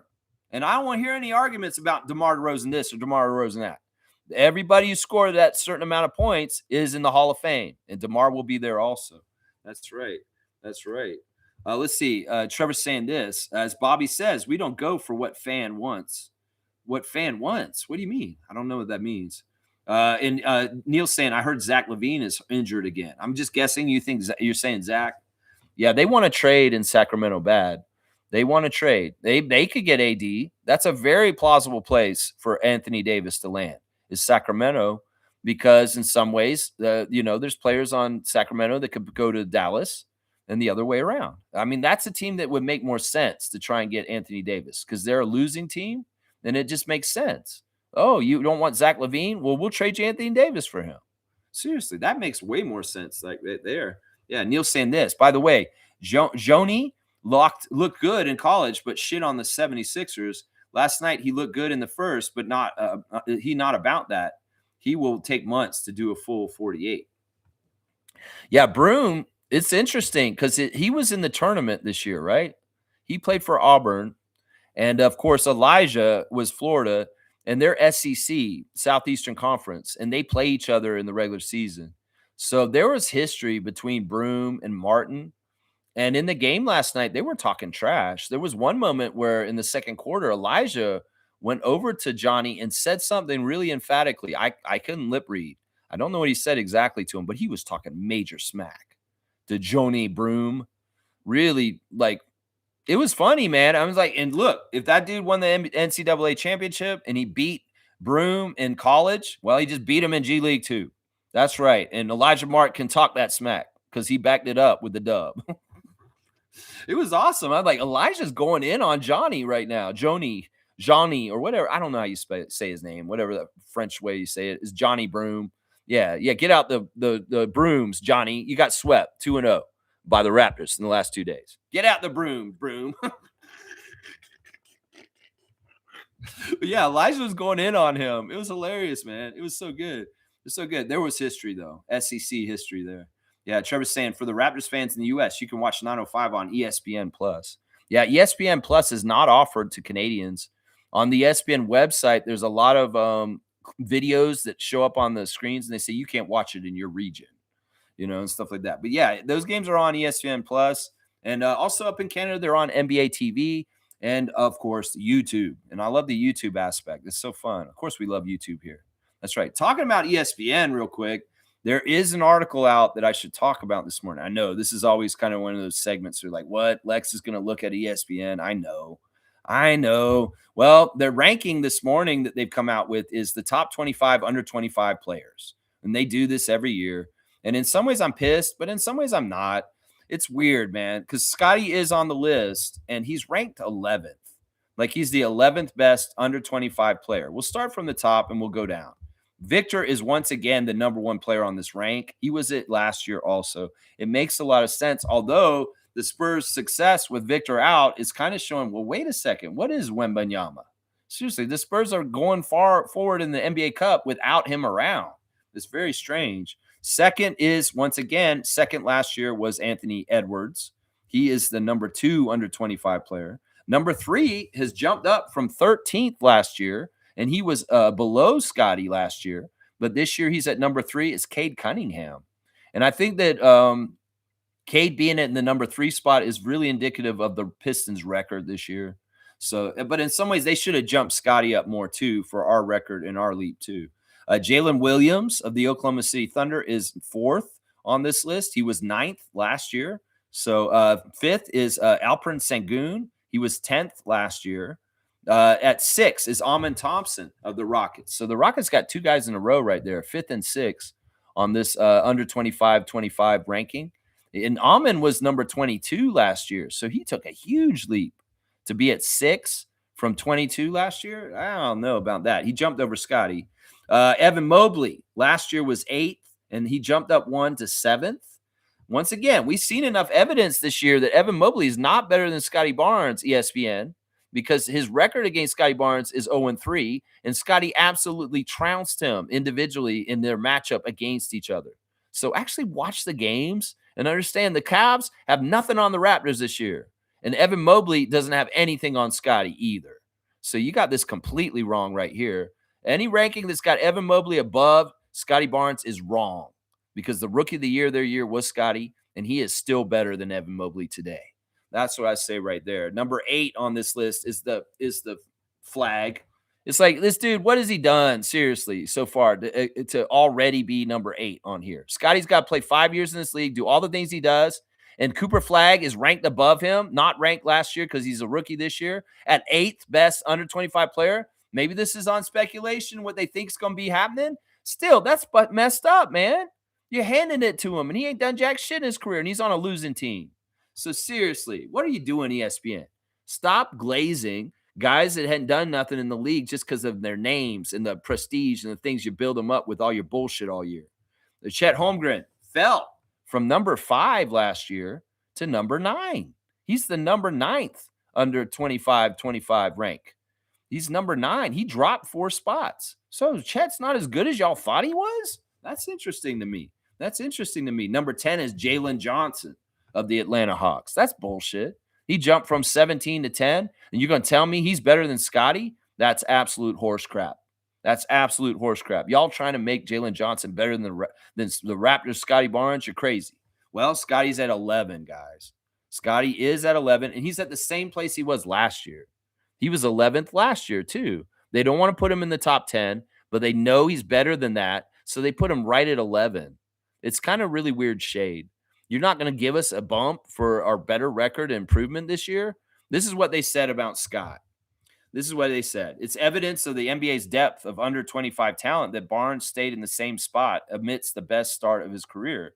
Barnes is shooting career high percentages from inside, 54% on twos, and outside, 38% on threes, and the foul line, 85%, thriving as a part of a deeper Toronto starting five with the addition of Brandon Ingram. Despite his strong box score production, Barnes is arguably more valuable as a versatile defensive force. To take the next step, Barnes must prove his mettle in the playoffs. The Raptors lost a first-round series during Barnes' rookie season and haven't been back since, a drought that has a good chance of ending this season. That's Kevin Pelton that wrote that. How you just got to shade him. You don't want to make him a top 10, top 25, under 25 player. You just want to shade him, Kevin. So you're gatekeeping him at 11. You know, Fred went in on this on Unguarded. He talked about the politics and the holding down of the Raptors and players like him in the league. He talked about the phenomena. He talked about how hard it was for him to become an all-star because of politics and perceptions and gatekeeping and the NBA corporate structure. And that's why, in some ways, the Raptors winning a championship or Fred VanVleet becoming an all-star is above and beyond because it's a way harder route. And Fred elaborates on this on his Unguarded podcast in the latest episode. Y'all need to watch it. Seriously. Fred's spitting truth and facts. But this is part of it right here. This is a gatekeeping. They don't want to admit that Scotty's a top 10 under 25 player. Damn for sure they won't want to admit that he's a top 10 player in the whole NBA. Seriously, because he will be that soon, and they will be forced to do that. Just below him is Franz, which makes me happy because Franz was number 4 last year, but now he's 12 behind him, and Banchero is right after that. Banchero's in number 3, so they finally got that right with Franz and Paulo after Scotty Barnes. These guys were 3 and 4 last year. And then Jalen Duren's at 14. He wasn't even ranked last year. And that's it. That's all we'll go. We won't go any further. So yeah, ESPN, you're clowns. And you gatekeeping on Scotty Barnes, saying he's the 11th best under 25 player in the league. Nah, he's a top 10. He should be top 5, honestly. Honestly, man. Yeah, there you go. There you go. Neil's saying this.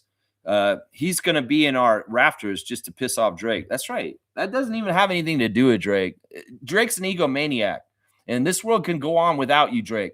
And DeMar DeRozan's jersey retirement at the Scotiabank Arena eventually when number 10 goes to the rafters up there next to 15, it don't matter what you think because this is a world that doesn't have anything to do with you. The ego of Drake thinks he has to be involved in anything. No, screw you. We're going to do this, and it doesn't matter what you think, Drake.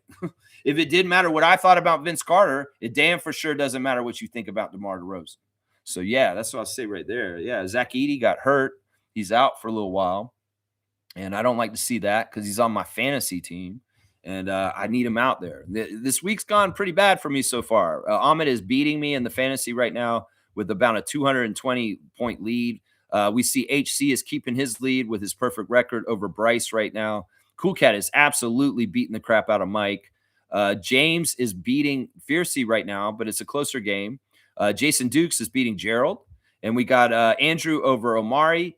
And we've got a very close game, a 3-point game between Kaz and Kareem, with Kaz slightly leading. And then there's a close game between MK and Nins also in the other matchup. You got a fantasy team in this Raptor Freak Yahoo League. You better check on it and get it set up. That's what I'm saying. Yeah, Zach's out right now. I need Zach back. Get Zach back. That's who you meant? You meant Zach Edey? You didn't mean Zach LaVine? That's why I say full name answers, man. Because I said Zach LaVine because he's the one who's trying. People are trying to trade. Nobody's trying to trade Zach Edey. No, Memphis Grizzlies aren't trying to trade Zach Edey. You know that. G saying this. Speaking of Masai, Giants of Africa just posted he's in Ottawa with the Prime Minister talking about strengthening ties with Africa. There you go. There you go. What if Masai Ujiri became the Canadian diplomat to Africa or something like that? Like to parts of Africa? Maybe he becomes a special consul or envoy for the Canadian government and African outreach. There's all kinds of different positions that Masai can do extremely good work for the world that have nothing to do with basketball. This man's transcended the sport. That's what we're saying here. That's right. Neil's saying Elijah always talking smack. He's like a jaguar. As long as he can back it up and he picks the right times to do it. That's right. That's what it matters right there. That's what matters. I was reading Eric Smith's book, We the Raptors, because I was going to read it and try and get it done for a book report on Sunday, but I think I'm going to wait and I just do the watch along. And he does a chapter on Mike James. The one season Raptor that was the leading scorer that one year in the late 2000s for the Raptors. You guys remember the Amityville horror, Mike James. Yeah, it's interesting in the chapter on him, Eric Smith's book, We the Raptors. They're talking about how Mike James was always talking to himself on the court. Like people thought he was talking trash to people, and they thought he was very cocky. And he was talking, but he wasn't talking to anyone. He was talking to himself. And you saw him on TV. You like see Mike James. He looks angry, and he was. He played with anger. He's one of those players that fueled his energy in his game with anger. Well, he was angry, but he wasn't talking to other people. It looked like on TV he was talking trash all the time. No, he was talking to himself. He was egging himself on with his self-talk, and people thought he was crazy, running around on the court talking to himself, all looking angry. But it worked for Mike James, a Raptor, a former Raptor on our team. Get that book by Eric Smith. It's the We the Raptors. It's a great stocking stuffer for your Raptor freak in your family. Great book. That's right. That's right. Let's see. Monique's saying, I got YouTube is fun, Lex, but why don't you get NBA TV Canada? Just curious. Because I don't have cable, Monique. I'm not buying cable, and I'm not trying to get it. That's why, Mo. I don't got no cable. Anyway, I don't want to talk about this too much. I don't talk about how I watch games because in some ways it's nobody's business. Yeah, that's it right there. G saying this. So Barnes needs to prove himself in the playoffs to take the next step, but Cooper is above him for losing. Mobley is not better than Scotty. That list is wild. Yeah. I had to go off on it a little bit. I had to talk about it. In some ways, it's people say, why do you even look at ESPN, Lex? They're so full of shit, and they absolutely aren't fair to us. Because in some ways, if it's a perception war where ESPN's putting out perceptions about the Raptors and our players in Toronto, I need to be the counter antidote to actually tell the truth on this. And yeah, Evan Mobley's nowhere. He's not above Scotty Barnes. And like I said, how the hell do you rank Cooper Flagg at that spot already with what's happened in the league already this year with the Dallas Mavericks? How the hell do you do that? I mean, the logic is so anti-Raptors, obviously. You punish Scott just because he hasn't been in the playoffs. With Cooper Flagg, he ain't going to make the playoffs this year. And why are you ranking him in the top 5 already? It's crazy. It is absolutely crazy. Yeah. All right, let me keep going in my tabs, guys, and see what I've got next that I haven't covered yet. Let's see. Is there anything? Josh Lundberg has been a guest on the Survivor Buff podcast. He's a big, huge Survivor fan, just like me. And we talk about Survivor on Blue Skies, Josh Lundberg of TSN. And yeah, he's a good guy. I like Josh. He's very friendly to me. A couple of the Raptors mainstream media guys like Blake Murphy, Eric Smith, Josh Lundberg, they're kind of my buddies. They know who the Raptors freak is. And, they've been very kind and friendly to me in communication. So I appreciate you, Josh Lundberg, and I appreciate your views on Survivor, the show. Yeah, they're getting close to the last episode with the final 5 right now. And I'm not happy who's probably going to win. I really hate the Trace Leches alliance. Those 3 are despicable, especially that Savannah girl. She's so fake. And I can't stand her. Rizzo's just a goof. In some ways, he's so goofy, he's likable. But also at the same time, he's annoying too. But if Rizzo won, I wouldn't be totally upset because in some ways, it's kind of a weird, like, okay, let this kid have his destiny. But if Savannah wins, I'm going to be mad. I'm going to tell you that right now. If Savannah wins on Survivor this season, I'm going to be very mad. I'd love for Christina or Sage to win, but I'm going to say this right now. Both Christina and Sage are 2 of the worst Survivor players in recent history. Christina, just for playing like a bump on the log, really unaware and sloppy, just like Steven said in the last episode. That woman's playing like she's eating a plate of spaghetti with no fork.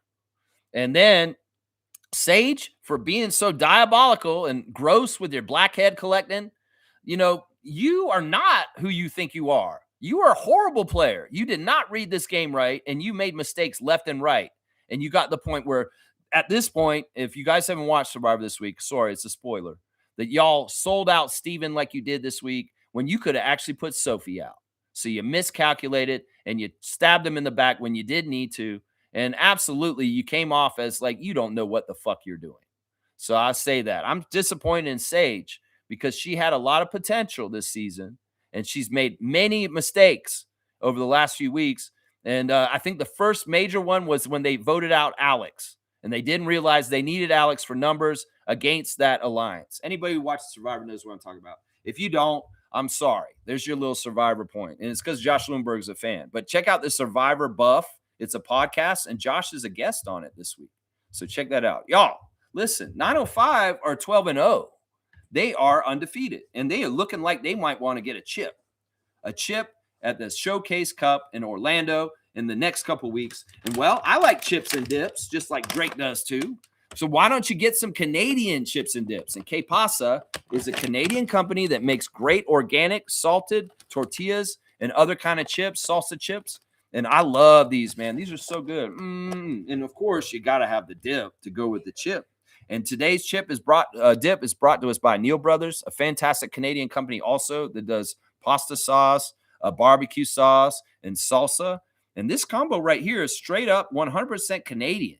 So you don't need no Frito-Lay. You don't need no tortilla, Tostitos, or any of that bullshit. I don't care if they make them dip with a little dip action. I don't care. Get this. This is Canadian. You're supporting Canadian business. Neil Brothers, Que Pasa, organic salted chips. You can get your chips and dip Canadian style. That's right, Drake. Get your chips and dip 905 and keep winning. That's what I'm saying right here. That's right. Let's go. Let's go. All right, let me see what else you guys are saying in the chat still here. That's right. Let's see. Okay, so G saying, is Khan not on that list, but supposed to be in the running for Rookie of the Year? Yeah, that list lacks credibility. Let me go look at it again. All right, let's see. Let me see where Khan is. Stephen Castle is 16. Khan is 17th. He's 17th on the list. He's just after Steph Castle and Demi Avija. He's ahead of Dylan Harper, who's at 18. Then VJ is 19, VJ Edgecombe. Number 20 is Dyson Daniels. 21 is Jalen Suggs. Okay, you just lost all credibility with that. Alex Sarr is ranked at 22. He wasn't ranked last year. Josh Giddey is all the way down at 23. Osura Thompson of the Pistons is at 24, even though his team has the best record there. Reed Shepherd is 25. They have Reed Shepherd at 25. Fred had some interesting things to say about Reed Shepherd being his mentor in Houston. And you have to watch this podcast to hear what he said about Reed. But, yeah, really interesting podcast by him. That's right. Yeah, let's see. Isaac's saying this. I will tell you how I watch the games with my eyes. The refs should try that sometime. I love it. Isaac, you're hilarious, man. He just brings a nice little light levity to things every time. Isaac just is like that. He can bring things to silliness. He's from the Ministry of Silly Walks, obviously. Isaac works in politics, and he works out of the Ministry of Silly Walks. It's obviously true. 194 for Isaac Campbell. Will he get to 200 by the end of the month? I think so. He only needs 2 more dunks. He'll probably write some crazy stuff right now just to try to do it. Infamous is saying this. I will never have the hate towards Clutch Sports or Rich Paul. Look into his story. He had to overcome a lot of racial barriers to get where he's at. On the next call, I'll explain why you should hate Bobby if this move is made. Yeah. And that's why I said it. The move is made. I will say fire Bobby Webster. Yeah, I don't know. I mean, all right. You want me to understand the grind of Rich Paul and the hustle and what he did when he was a apparel salesman and how he came up and how he got to this point as an agent, because he was just some dude selling jerseys and hats, and him and LeBron hooked up at some point. You know, it's not that I don't want to. I mean, I like what you're saying about Rich and, you know, the things that were put in front of him and how he busted through. It's just that I don't like the main problems I have with Clutch are LeBron. It's not really Rich Paul. In some ways, Rich Paul is just an agent. And just like Arn Tellem or David Falk or Octagon or any of these agencies, he's just doing his job. The problem I have with Clutch is is the kind of like weird relationship with LeBron and clutch. Is that I feel like LeBron, as an active player who's still playing right now, has some sort of political influence on the league through clutch. And that, like, Coloco's a good example. The Lakers need an extra center. Well, let's get him from the Raptors and let's just make this happen. I don't like that. I feel like there's collusion. I feel like there's conflicts of interest, just like Senate and Congress trading stocks and knowing insider information in the United States. I feel like LeBron is a puppet master through clutch. And that's why I don't like clutch, and as opposed to other NBA agencies. It's because the collusion and the idea that LeBron is so powerful and he owns part of that company is the problem for me. And I think it's also not good for some of the clutch clients, some of the lesser clients. They've dropped the ball with certain players and not really done good things for them. And in some ways, I'm like, I don't like the collusion with LeBron and clutch. Rich Paul as an individual, as a success story, is admirable. And it's not really Rich Paul. It's just that he's the figurehead of clutch and runs it. It's the connection to LeBron that I don't like. And that's the difference between clutch and Scotty's representation group. That's the difference between clutch and Octagon or whoever. I think they absorbed Octagon because OG became clutch after that. But then he left because he didn't want to be clutch and he went with Omar anyway. So that's really why. That's it right there. I don't have anything personal against Rich Paul. It's just that he's the figurehead of it and he's the one involved in running it. But it's LeBron's connection that bugs me about it.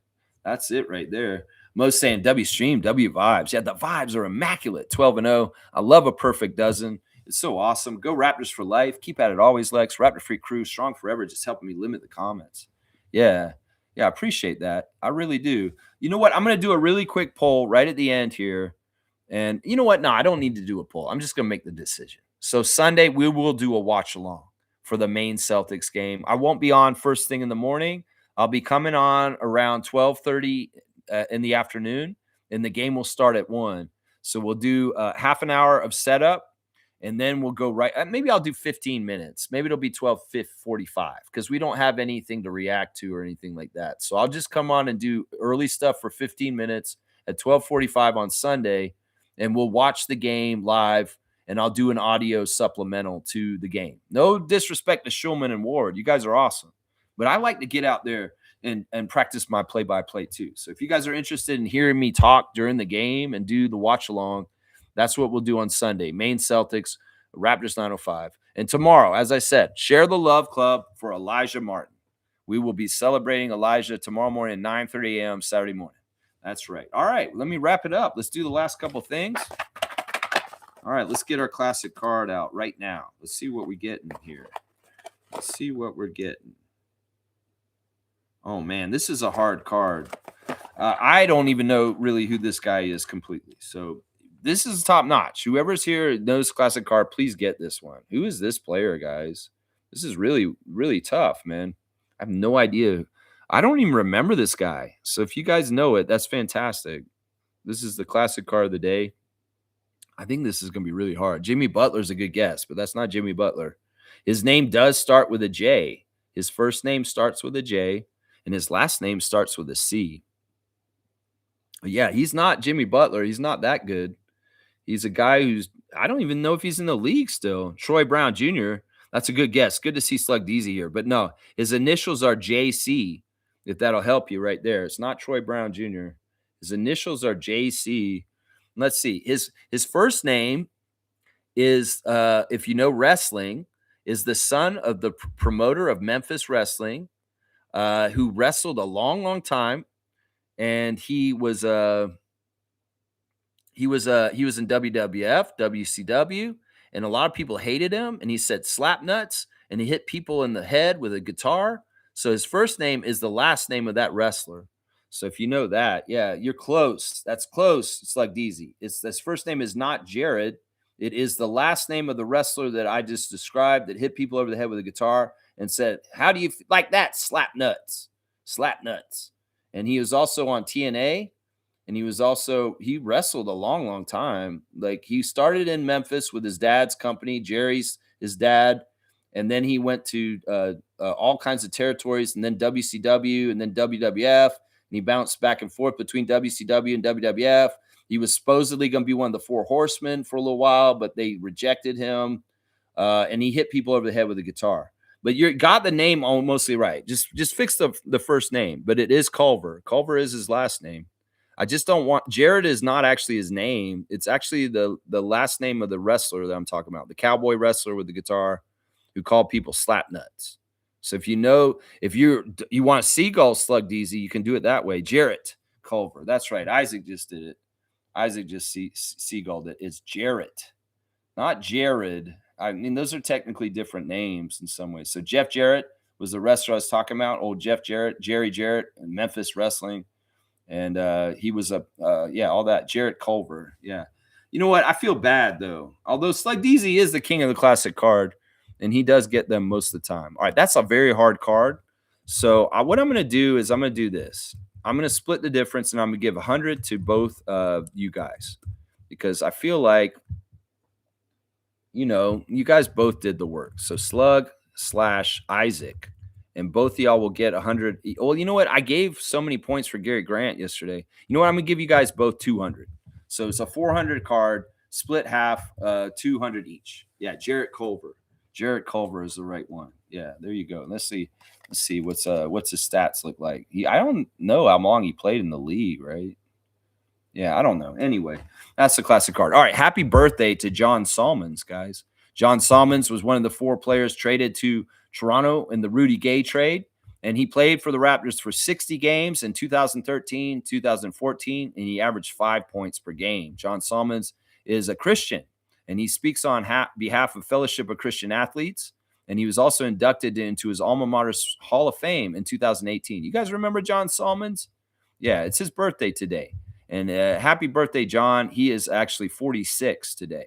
So happy 46th birthday to former Raptor John Salmons. Yeah, that's a birthday today. I think that's it, guys. I think that's it. Wow, there's the ranking right there. Monique's got it in the Facebook chat. Steph Curry is the next guy that DeMar's going after, but he's actively playing. So Steph Curry and DeMar are running with each other.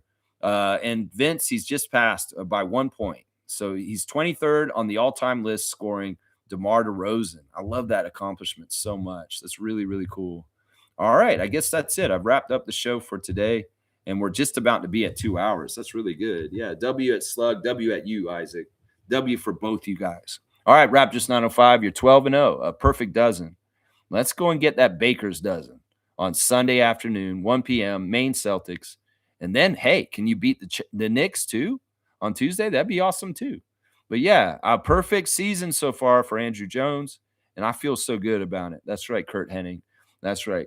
That's right. So let's go 905. Thank you for doing such a good job. My stars of the game once again for the game last night, Jarkel Joyner, David Roddy, Jonathan Mobo, Patrick McCaw, and Tyson Degenhart were my stars of the game last night. All right, I appreciate everybody for watching. I hope you guys have a great Friday, TGIF. Drive safely if you're out there driving in snowstorm or anything like that. And just have a great weekend. I'll see you guys tomorrow. We're going to share the love for Elijah Martin of the Raptors 905 and his accomplishments. And I'm just going to laud him and say good things about him in the morning tomorrow. All right. I hope you guys have a great day, and I'll see you tomorrow. Let's go Raptors. And I'm sorry I woke you up, Justin Bieber. That's right. All right. All right, y'all. Let's go Raptors 905.